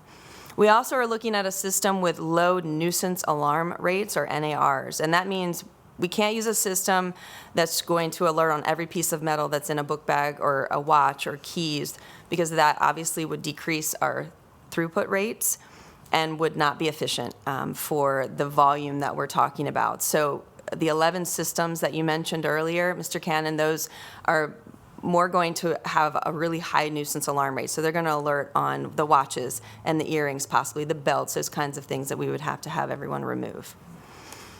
We're also, of course, looking at versatility and easy setup and operations. We don't want something that's going to take a significant amount of time to set up every day, and we want it to be able to be versatile in its use so that we can use these to their highest potential. The costs that I'm about to present to you will include mandatory training on these units, basically on the detector basics and screening. So we want our staff to be able to set them up. We want them to be able to operate them efficiently. We want to teach them best practices in the screening process, and we want to be able to teach them how to best reduce those nuisance alarm rates so that we can optimize its function. So I'm going to present to you the 3 tiered options that were presented to our board, and we want to make it clear that we don't believe that any building or any program is more important when it comes to school safety than another. So our proposal is for every school and every program to have a weapons detection system. But we've presented a tiered option, 3-tiered option, because we realize that this may, with the funding tag that comes along with it, may have to be a phased-in approach potentially. So we're looking at 3 tiers here. Tier 1 would be all high schools, including our evening high school program and our Choices Alternative Learning program. Tier 2 includes all secondary schools and programs, so that would also include our middle schools. And then Tier 3 would include elementary schools, secondary schools, Northgate, and our Long Avenue building as well. So what you're going to see here is a chart for each of these tiers, and you're going to see the number of buildings included in this tier, the number of entrances that would need weapons detection, the number of units we would need for those entrances, the additional SSE needed. SSE stands for School Security Employees. We currently have a small number of them, helping at our secondary schools right now, but we would need additional school security employees to man these systems efficiently. Our admin teams cannot do that by themselves. They have to run a school building and they have to operate a school in the morning. They can't have their full focus on a weapons detection system. So you'll see that the additional school security employees needed, the estimated cost of the units is the next column, and then the estimated cost of the additional staffing is the far right column. So I'll go through each of these with you quickly. Our Tier 1, which is just high schools, including Evening High and Choices Academy. This also includes Mardella Middle and High. We're looking at 6 buildings, 11 entrances, 18 units, and you can see the cost there for the units, $450,000, and then the staffing is about $1.2 million for 16 additional SSEs. Tier 2, our secondary, all secondary, that includes our middle schools, including Pittsville Elementary Middle. We're looking at 10 buildings, 19 entrances, 32 units. About $800,000 for the units and about $2.5 million for the staffing. I have a question. Sure. How are we separating capital from operating? In other words, you say the estimated cost of the additional SSE is $2.446 million, but the school security employees, are you adding them and that'll be ongoing and you have a one-time cost for them for the So the units would be a one-time cost. Obviously, there would be some maintenance costs at some point with those. The staffing costs would be ongoing. So this estimated cost of $2.4 million, that's for the units themselves and the first year of operation, or am I missing something? The estimated cost of the units would be $800,000 for all middle and high schools. The estimated cost of the additional staffing, the SSEs, would be $2.5 million. So $2.8 million for Tier 2. I got you. Okay. I thought 800,000 was each. So okay. Total for the units. Total. Got you. Yes. And then 2.5 for the total 32 staff, additional 32 staff, 2.5. So it increases your cost 3 times in order to operate this. So, and the cost all the way to the right, that will be an annual cost. That's correct. That would be ongoing for FT. And it includes the 40% fixed charges in that as well. But yes, that would be ongoing. If somebody gets alerted going through one of these things, what's the protocol? Do they get pulled aside and wanded or patted down or? We would love to answer all the questions you may have. Some of the questions I will probably choose not to answer as this is live, is it not? Is this Yes. live? It's public Just session. because we don't know who's watching this and what their intentions might be. But yes, we will follow our internal protocol as we do with any threat that's presented with a possible weapon of any kind. Our SROs would be involved at that point, certainly when we would need them to be. Okay. Yeah, thank you for that Thank you. question. Yes. Tier 3 would be every school, every program, and we're talking a total of 29 buildings, 52 entrances that would need weapons detection, 67 total units would be needed, 57 additional staff, SSE staff would be needed to operate those units across the district. So we're talking about the one-time cost of $1.6 million for the units themselves, approximately, and then the ongoing cost of $4 million for additional staffing.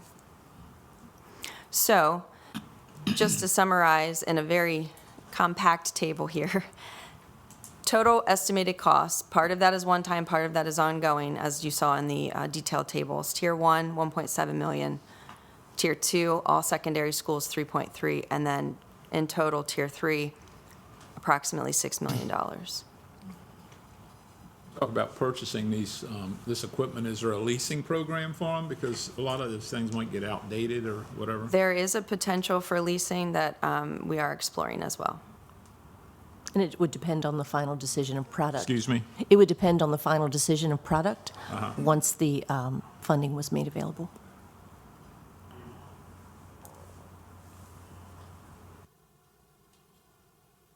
Any questions? Thought there was another. We're soaking it in. Yeah, so.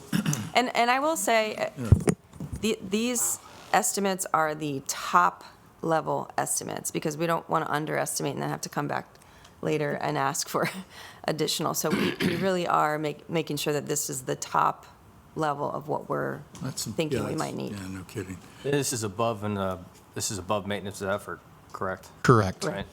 Are you asking us to think about tier 1, 2, or 3, or is this a step to go from tier 1 to tier 2 to tier 3? So at this point, we know over the past several years, we've had incidents with a weapon in our middle school, then our elementary school, and then a high school, in that order. So our recommendation, as Dr. Obarski said, is not necessarily to put the safety of one grade level over another. We feel like this is the future. I strongly believe that schools across this country in 10 years from now, these kinds of systems will be pretty regular, just like they are now in airports and in courts and other things currently. So we're here to let you know that we would love to partner with the county executive and the county council on bringing these systems to Wicomico County Public Schools. Our recommendation is to introduce these systems across all of our schools because we believe that is important for us to be able to move forward with. But we also recognize the fact that funding sometimes dictates how that looks, whether it's transitioned in or whether it's all at one time. And you can see that the systems themselves aren't the most expensive part of what the cost is for this. It's really the employees that would need to be trained and put in place that would utilize them on a daily basis and then could be reincorporated into the school for other purposes, whether it be working with students or providing additional safety and security for the schools themselves. But that cost of those employees is really what that reoccurring cost is. So when you look at that tier 3, which would be all of our schools and programs on a daily basis, about 1.5 or so million of that is a one-time cost, and about 4.5 million would be a reoccurring cost every year. We're not the only county talking about this. Correct. In the state or the country. Correct. Are you sensing any type of support coming from, especially from the state of Maryland, in recognizing this and wanting to be a party to it, as well as the federal government? Talk about Maryland Center for School Safety and other. Well, there are grant programs, Maryland Center for School Safety, MCSS. Currently, the level of funding for this type of approach, either of the 3 tiers, is not what's being offered at this point in time, though we are very grateful for the grants that we have been awarded through MCSS, all of which focus on the safety in our schools. Additionally, we continue to look for federal funding opportunities through other grant programs or state opportunities. There is no specific funding, and Dr. Obarski may have some more information about different points of focus that we're keeping on the horizon for us. So the Maryland Center for School Safety grants that we have applied for and received for the last several years, part of that helps with our school resource officers and adequate coverage. So we ask them to help us with evening high school, kind of the outside the normal school day types of coverage as well.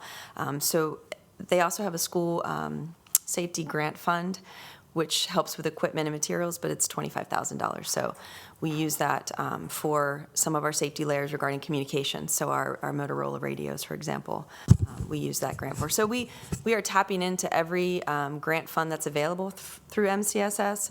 And as Mrs. Miles said, we are constantly looking for federal grants that we would be eligible for that could help us offset the cost of this because it is very important. But to answer your question, the MCSS is very much on board and supportive of, and correct me if I'm wrong, Dave, very supportive of this evolution to this added layer of safety and security regarding weapons detection. Is that $25,000 for each school? No, it's just total for the district. Do we know, like, when there were shootings that were in Texas or California or wherever there were, do we know from your experience what states what their reaction might have been after the fact and when it was too late to agree, I'm assuming, to take part in more serious funding? Is there any way that we can best use that with the state of Maryland and say, you know, California had to do it after the fact, Texas had to do it after the fact, we need to get ahead of the curve? Is there any data that suggests that? I know Florida, and Dave or Babe, please come on up if you want to add to what I'm about to If you want to pull say. the chairs up, you can. Florida also was very reactive to a school shooting incident where they threw a lot of money into their reaction to that incident. But as far as the details on what that money went towards, I think some of it was training, some of it was school security staffing for the state of Florida. And mental health. Mental health. But anything else? If both of you could state your names or have it on the record, that'd be great. Good afternoon, Babe Wilson, Safe Schools Coordinator for the Board of Education here in Wicomico County. And good afternoon, David Owens, also school safety coordinator. Thank you. Yeah, so I've been with Mr. Owens. He's been here for 7 years in the position. I just started this last July coming over. I can tell you and emphatically tell you that a lot of the vendors have reached out to us in regards to opportunities with the same questions that you're asking to try and find funding.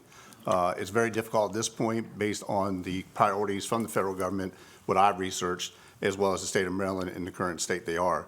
So, but it's always an effort on everybody's part to ensure that any opportunity out there, we're making avail to us to go ahead and solicit funding for it. But it's just not, it's not as feasible as it used to be in the past.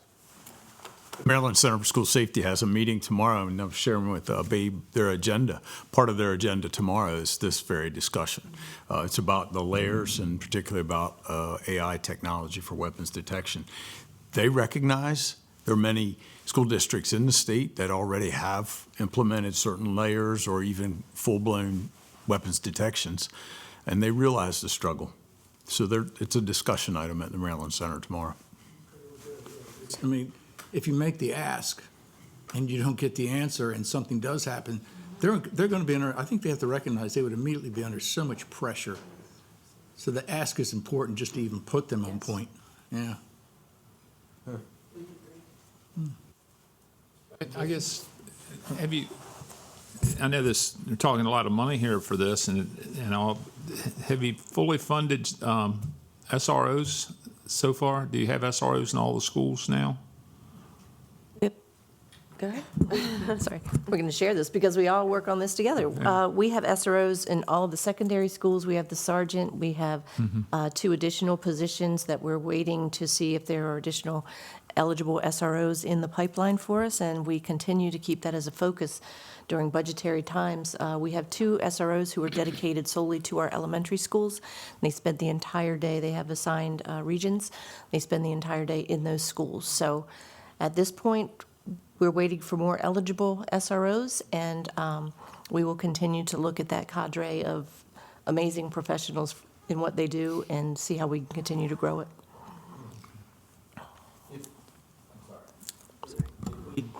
Move forward with this, are we going to be able to hire enough people? So I'll be completely transparent that one of the challenges we believe we will face in this process is finding 57, qualified applicants to be a safe school security employee.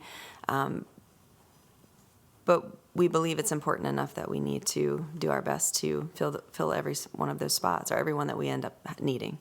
But yes, we believe that will be one of the challenges that we face in the process. It's a lot of positions to fill. I'd like to add to that, just for your guys' benefit, the SSEs, or the school security employees, they get the same identical training that our SROs get from the Maryland Center for School Safety. So their professionalism in school settings is developed through that initial training they get there. The current ones that we have are all certified by the Maryland Center as SSEs, and it's done an amazing amount to raise the professional bar for those folks doing those functions. Are they armed? They are not.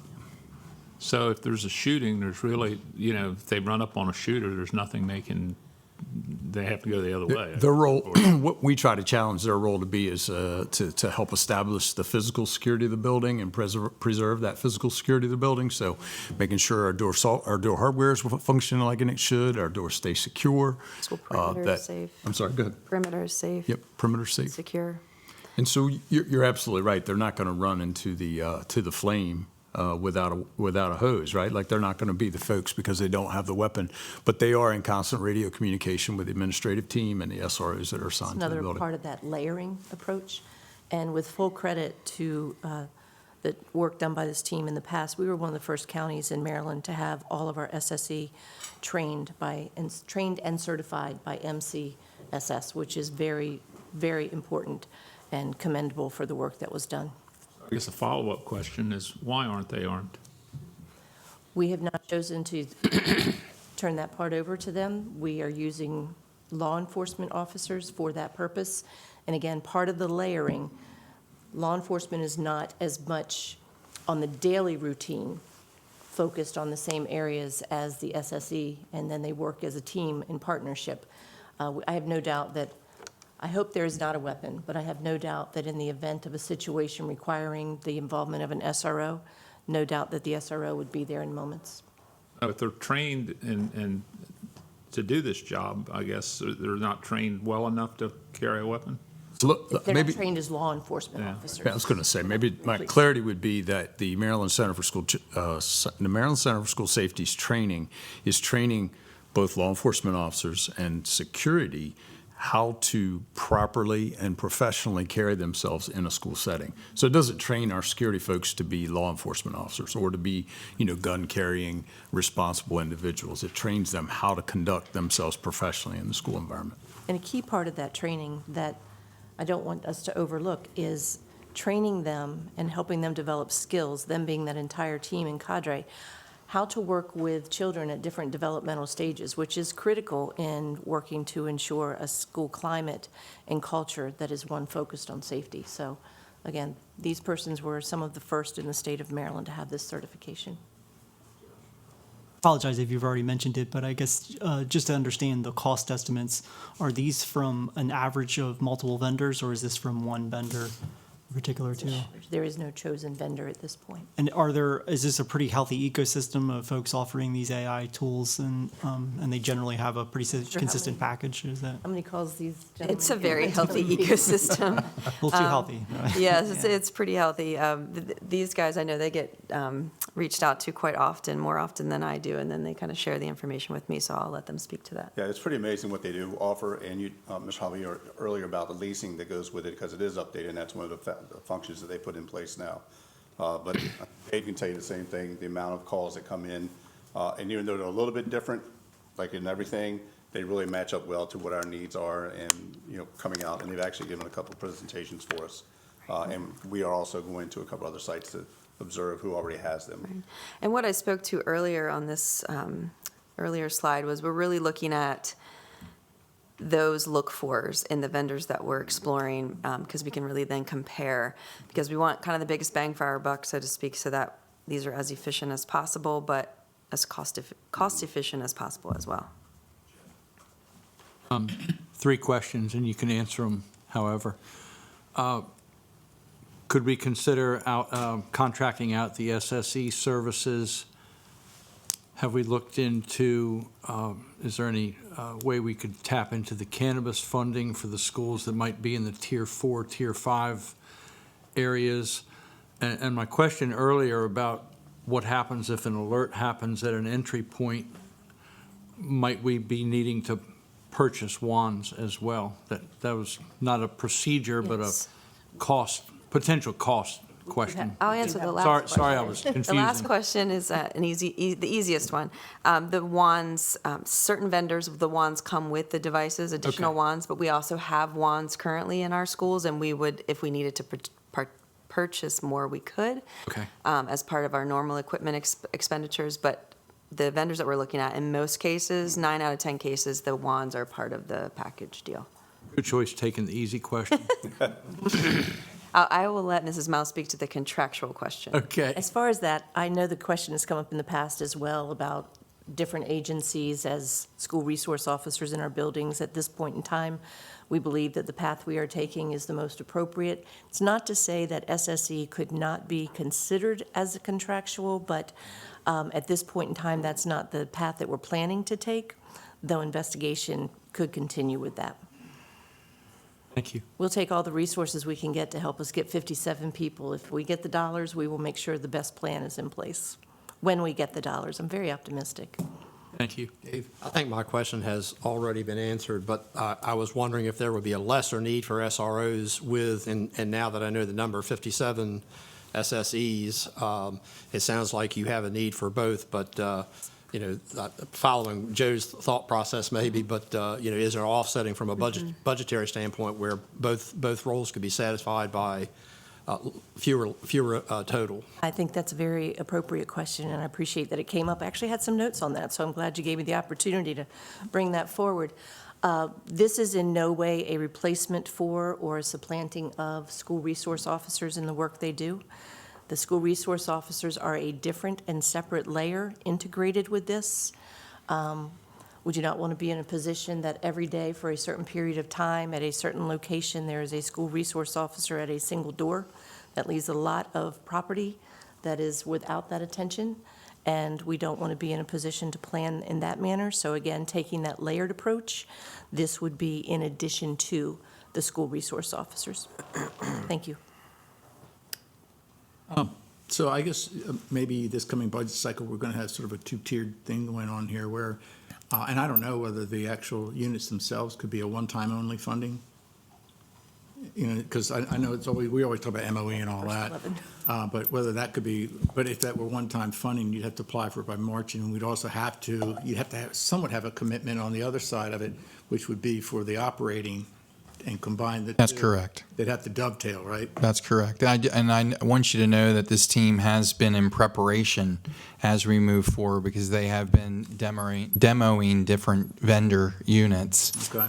over the last couple of months to determine regarding that checklist that you see there, what the best fit for our school system would be. So we can be ready to move very quickly as opportunities come up. But yes, the units themselves, I would think, would be considered one-time funding, whereas the SSEs would be the reoccurring funding. Okay, unless we did The what lease. Joe had mentioned, the lease. Did somebody just say that? Yes. Yeah, unless you lease, we right. were to look at that as an option. Because I thought that was a pretty good, because Joe's right. I mean, this stuff, it gets antiquated very, very quickly. I think and correct me if I'm wrong, the vendors that you have been talking with and looking at, it's part of like a software package where there's an agreement where they would come and update that package just like, Microsoft or whatever it may be, so that it continues to stay updated with technology. Those are some of the behind-the-scenes planning points when we're looking at the variance across different vendors and the units that are available. It's not just the unit, it's the entire system that supports it.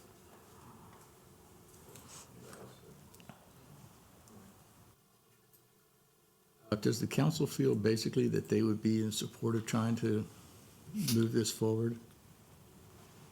I am not against moving forward.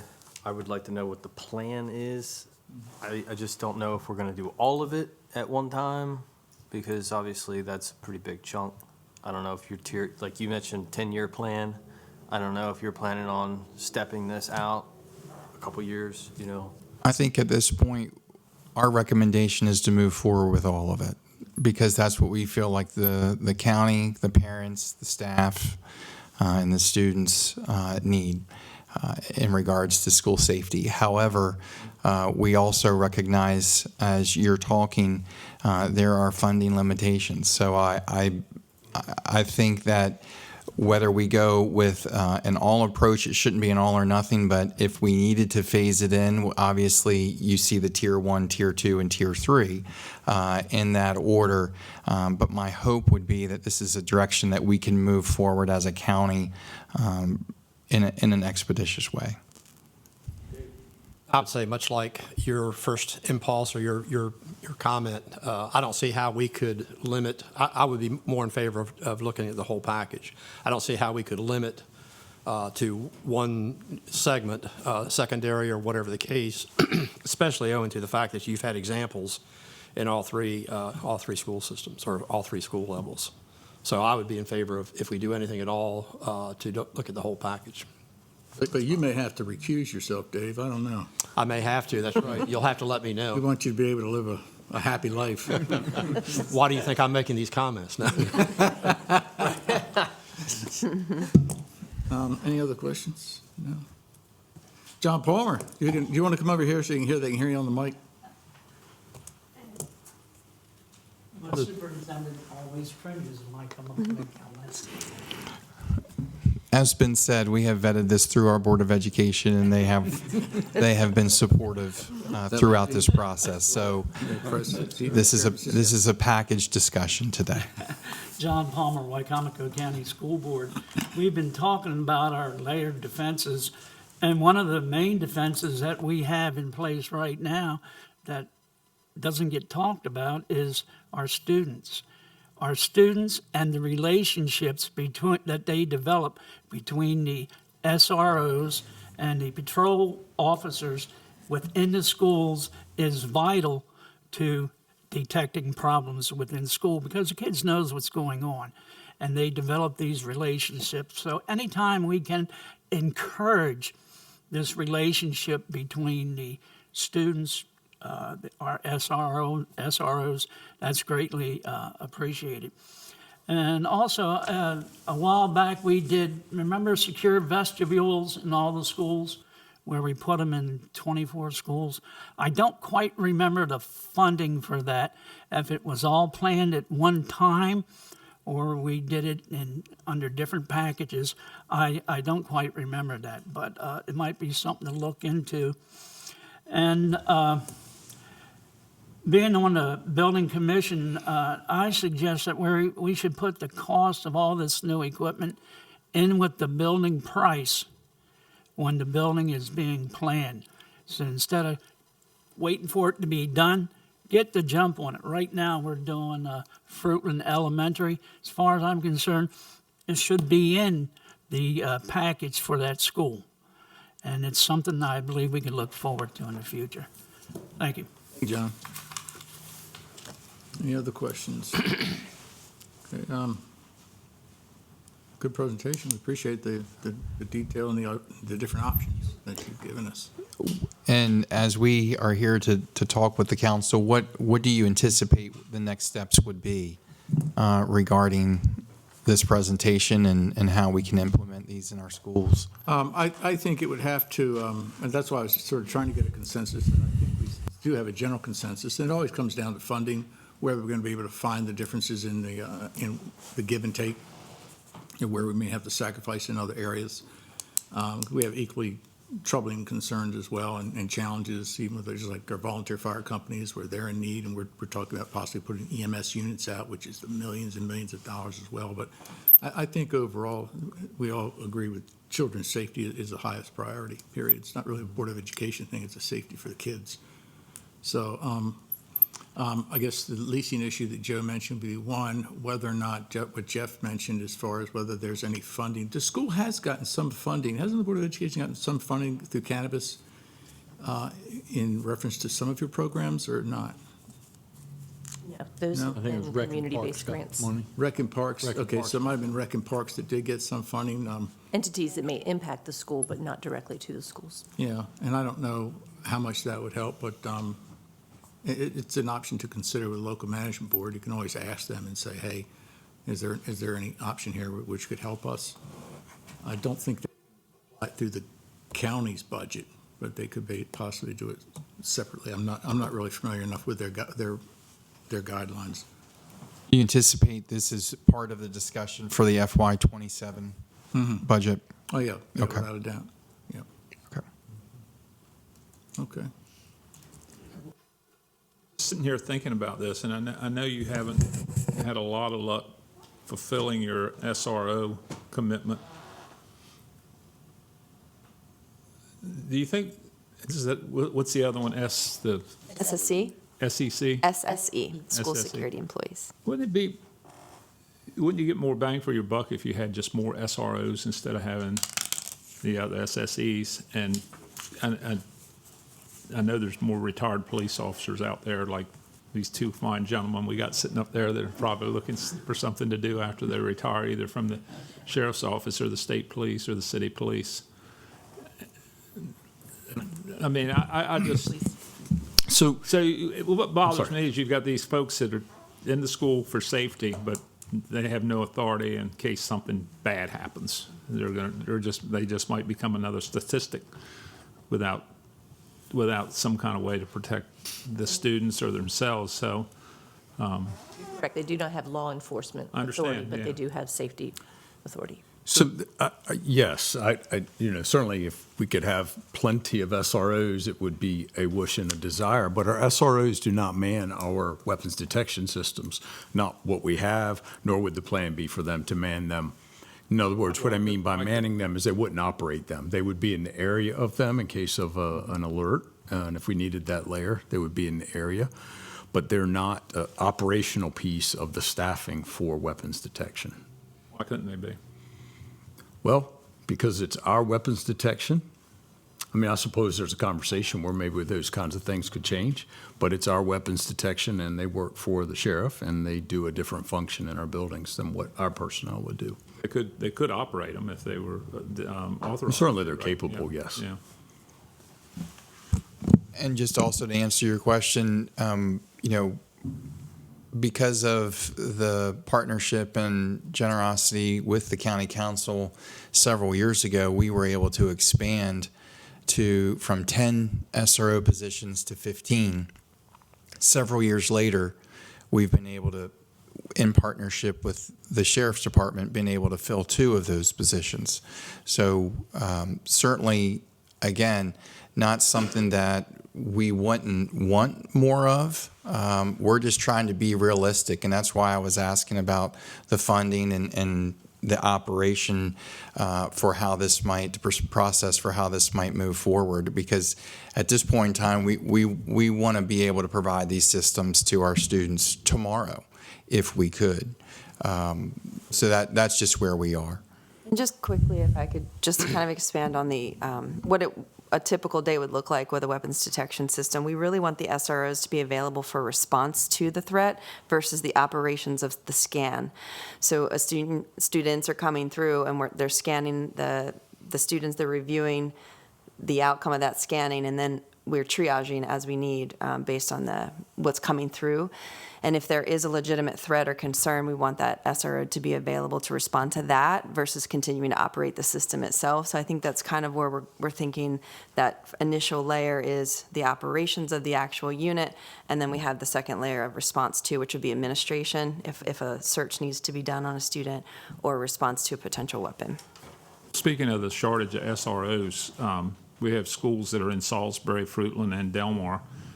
Why is those police officers not involved in the SRO program? Somebody from Salisbury Police Department or Fruitland Police Department or Delmar Police Department. Why has it just always been the Sheriff's Department? Agreement, as was put in place by multiple bodies represented here in the past, was with Wicomico County Sheriff's Office. There have been at points in time conversation of engaging other agencies.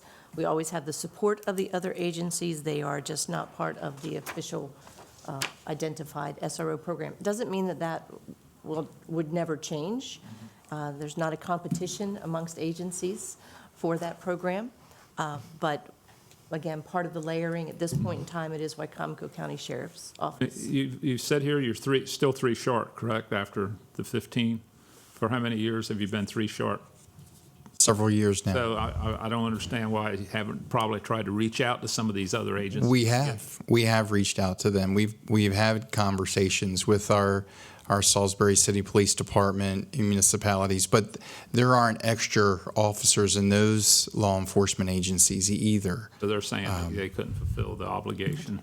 Yeah, and if I may, having been a part with the Sheriff's Office with the SRO program over the last 3 decades, there's a really foundation framework where we do things in accordance with MCSS, where the other agencies have their own vision and mission statement. So they're not partaking in that. Essentially, we would have to end up doing 4 or 5 different more MOUs to get responsiveness for the same things that we're the professionals. And when I say we, being the Sheriff's Office.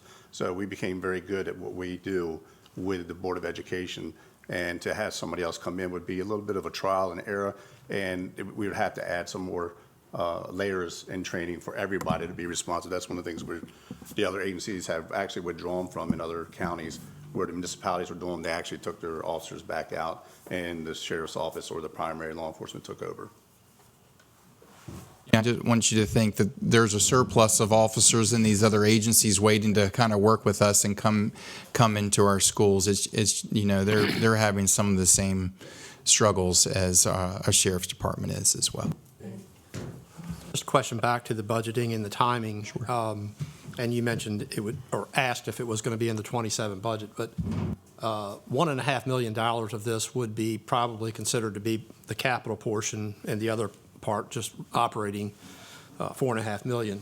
But we're already in the throes of capital budgeting now, I believe, and since I'm the new guy, I'll exercise my right to say, trying to still learn, but I think we are supposed to have the capital budget approved by February. I know that's still preliminary. My reason for saying all this is, if we're going to move forward, should the $1.5 million be looked at in this CIP? That's a question for whomever, but because otherwise you're going to be talking about really, you know, throwing this forward 1 year from now just to get the capital started. I think it would be information that could be shared with us. At this point in time, I'm not sure if it would be something that the council would entertain more as one-time funding, or if this would be part of the capital budget itself. I'm open to whatever the thoughts are, both from the county executive's office and also from the county council, as how best to request this. One time only is usually capital anyway, isn't it? For the most part? Yeah, for the most part it has, yes. Technology or $1.5 capital as seems well. like that would be a capital. And I also know that there's a little bit of difference between capital for school system and capital also eligibility requirements for a county. Either way, I think it's all going to be coming forward at the same time as far as and by the time we get through the process, we actually usually extend the deadline for the CIP so that, I say the CIP, I may not be involved in that. It may all be part of the operating with the cap. Yeah, so I just want to say that the county executive has to submit her capital program to the council by the third Tuesday in December. So that's right around the corner. And as you mentioned, the one-time only requests are due in March. So are you anticipating that you're making this ask for this coming fiscal year? Absolutely. This coming fiscal year? This coming, yes. I mean, like I said, we'd love to have them tomorrow. Yeah, right. And that's why we're talking with you today, you know, and what could even be put in place as we transition into next year. But certainly it would be something that we would want to start the year with as we look to next school year. Okay, well, not to get ahead of ourselves, I mean, we've already, I think, expressed to you that we are in favor of trying to make this happen, but we have to see when the budget comes here, we have to see what the true numbers are and how it really does add up. You know, we've been seeing so many numerous recurring expenses over the years that are adding up quite substantially. You know, there've been a lot of commitments to the Board of Education, there's been a lot of commitments to the city of Salisbury, and there's a few other that I know I'm leaving out. So we are seeing this continuing recurring expenses, which we have to be obligated to. So it's going to be important to see how that comes into play for the county as far as what the anticipation is of what even our reserves might continue to be. We've been very fortunate. It's all been going uphill for the last few years. And our reserves have been increasing consistently. So we'd like to make that happen. We want to make sure that not to get ahead of ourselves, make sure that when we see the whole plan that it does make perfect sense. Bob, do you have a question? Just a point, the Del Mar Police Department supplies SROs to the Del Mar High School. So some schools are supplied by town. That's a Delaware school, right? I understand that, Yeah. but the Del Mar, Hi. the town of Del Mar, through their police department, supplies SROs to the Del Mar High School.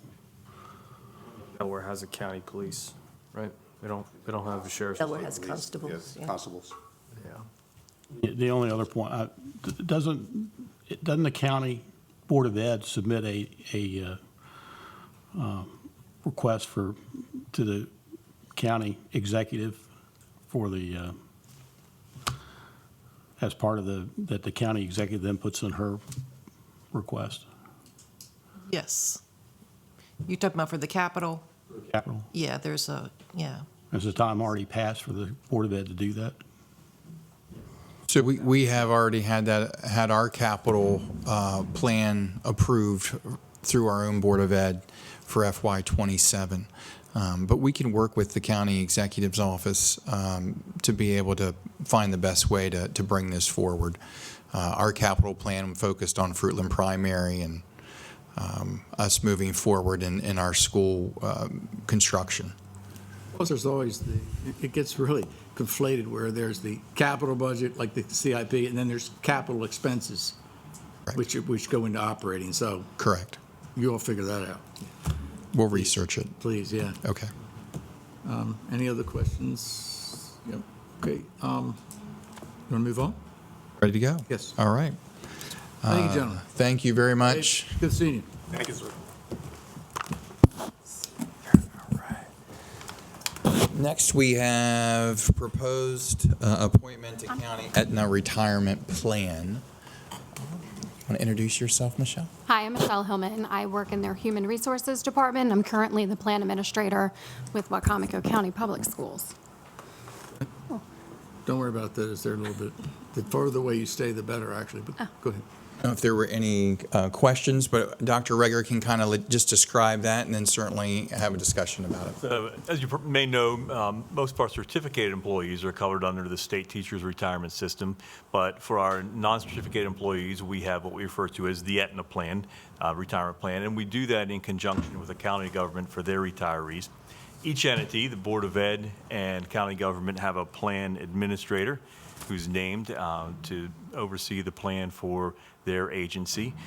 We got reached out to a few weeks ago by the county executive asking if we could supply that for a short period of time, I think till mid-January, due to some changes in personnel in the HR office at the government.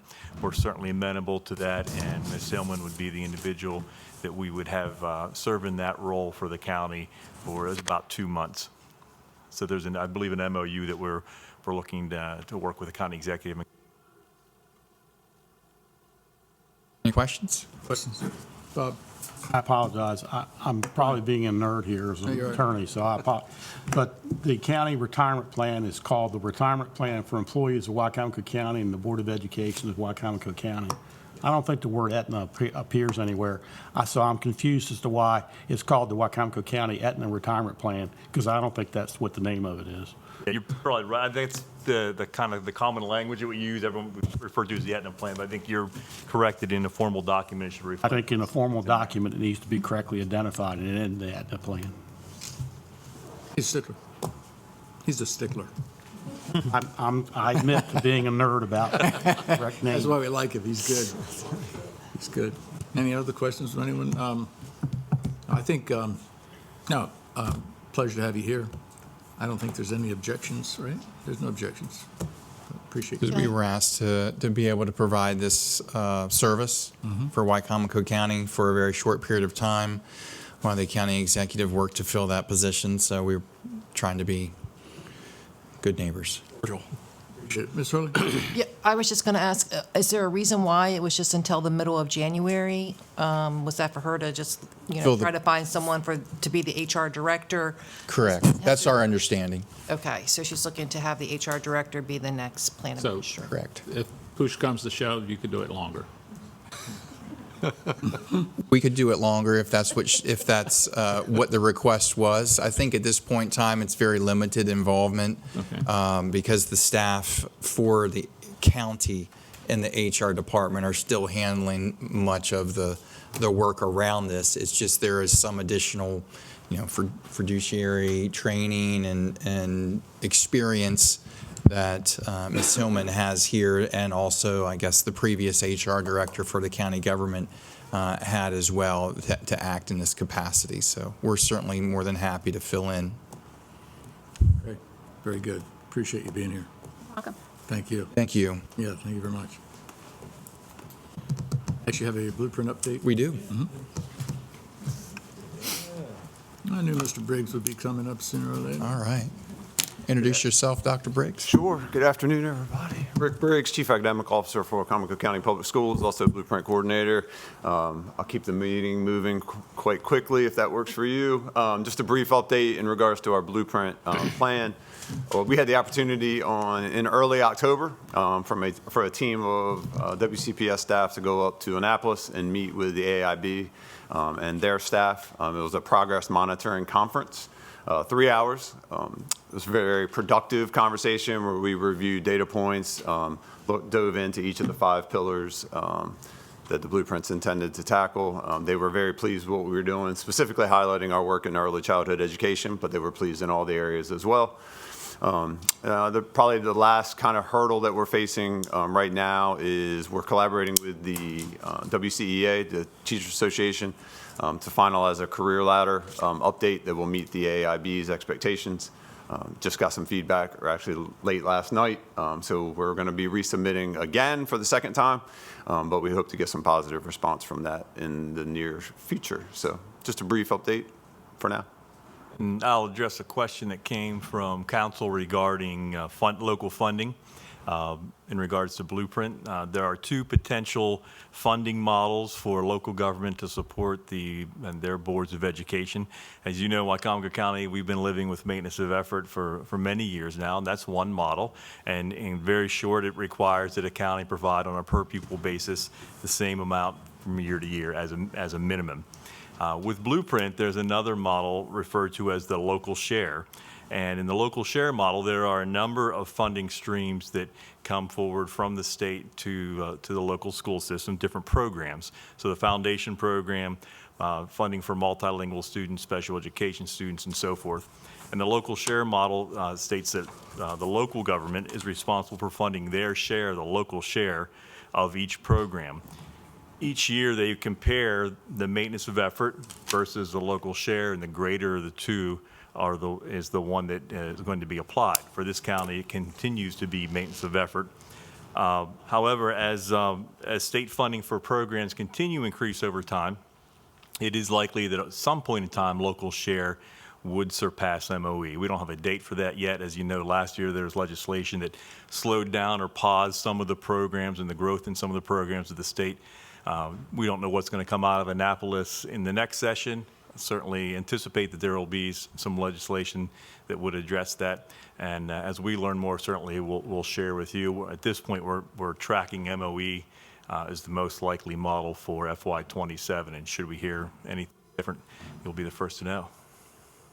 And I think, again, thanks to the county executive and the county council, as we looked at last year's funding model and our request regarding maintenance of effort plus the inflation amount or CPI and that growth target that we were looking at, which the council was very supportive of, that really probably only helps to provide that bridge so that local share may not be what kicks in beyond that, because the maintenance of effort is going up just a little bit, which would be enough to be able to surpass that. So that'd be good. It's likely when local share hits, it would be a more significant increase than what we've seen with the above MOE allocations we've received. So by doing those steps above MOE the last couple of years, we've kind of pushed back the timeline for when local share would hit because we rebased our MOE. All right. And the last thing that we had from the council was regarding just our new behavior support programs that we have implemented specifically in elementary. I had a couple of questions on that, so I was going to let Mrs. Miles expand on that. It would be my pleasure. So in the elementary schools, we currently have a alternative intervention for pre-K to 2 and then 3 to 5. And those have acronyms, ELT and PATH. The reality is that they are the next step. We talk about tiered intervention. These are focused programs, limited class size, staffed to the level that is necessary and required to help these children who are having and experiencing and exhibiting behaviors that are not acceptable or productive in the general classroom. So this is an intervention, and at this point we do have several students in both of those programs. There was a question asked, I believe, perhaps by council about how's it going?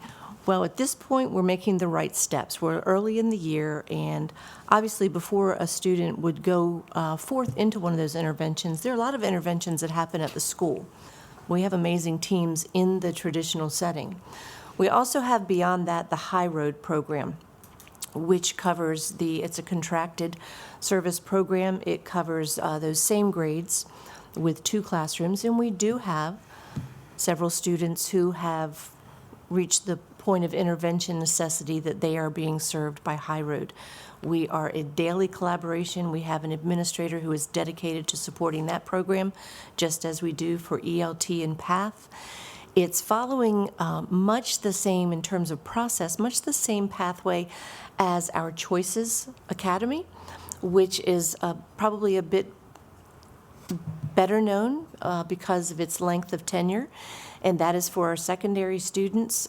A difference, we don't have volunteers in ELT Path and High Road, where we do have volunteer students in Choices. But I bring up the Choices as a reference because we have worked diligently and with great focus to be able to develop a pathway that helps students gain the additional opportunity for reteaching behaviors and hopefully transitioning back to their traditional setting, if that's what they choose. Sometimes they choose to stay at Choices. In elementary, our goal is to help reteach these behaviors. You've heard me say before, and I'm sure I'll say it sometime in the future, again, that discipline is about reteaching behavior. It's an accountability measure, but it's also about reteaching.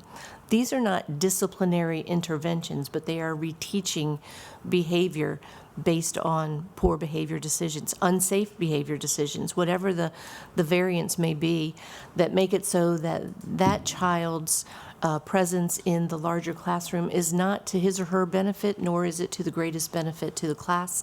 We need to have some extra support. And we're finding success stories already.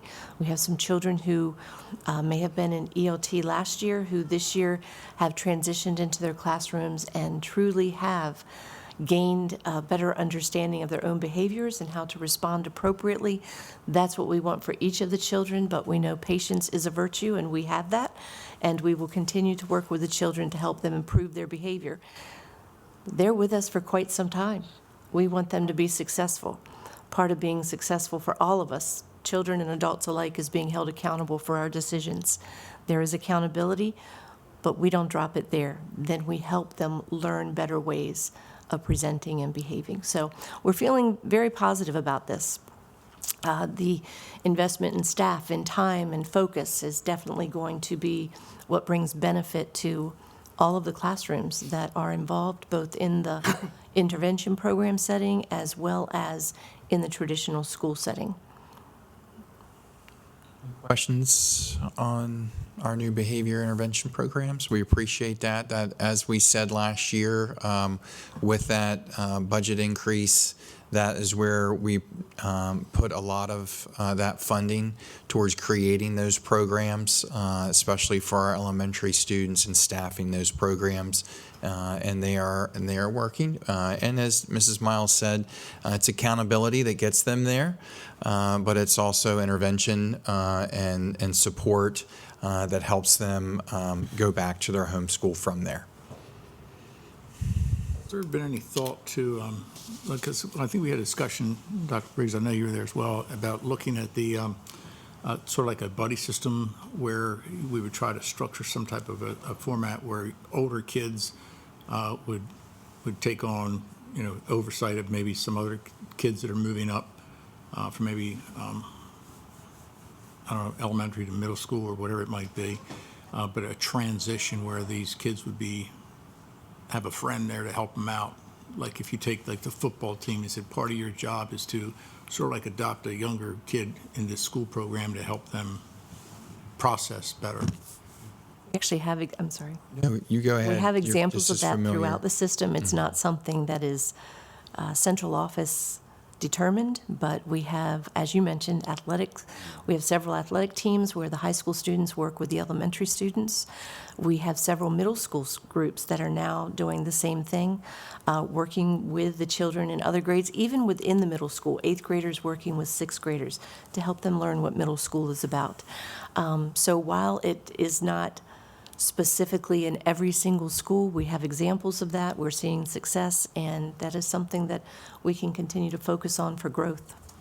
Yeah, and from the outside looking in, I don't know the nuances of how all this would develop and what the impact might be, but it's just at face value. It just seemed really smart to say, hey, if you've got,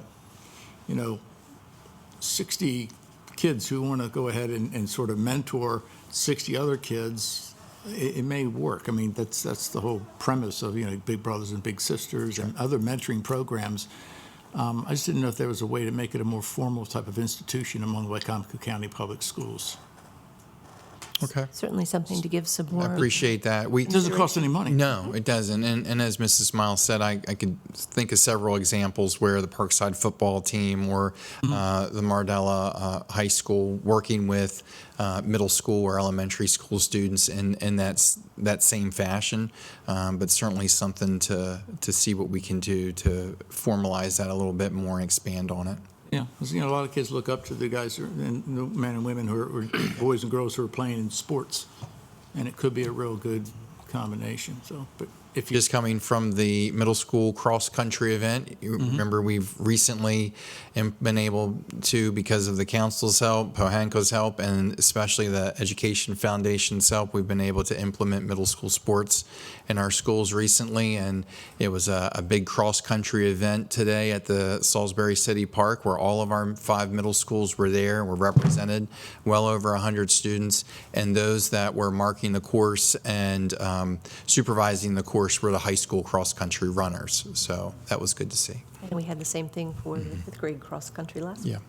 High school students were the supporters. Anybody? Josh? Just one other random question. Did I miss the Mardella ribbon cutting, or is that still being planned? We're working on planning that for sometime in the spring. Okay, great. Anything else from you? No? No, that's all we had. Appreciate the time, as always. Really do appreciate it, because it's always Thank you. productive. Thank you. Entertain a motion to adjourn. Moved. Second. Second. Somebody got to redo the agreement.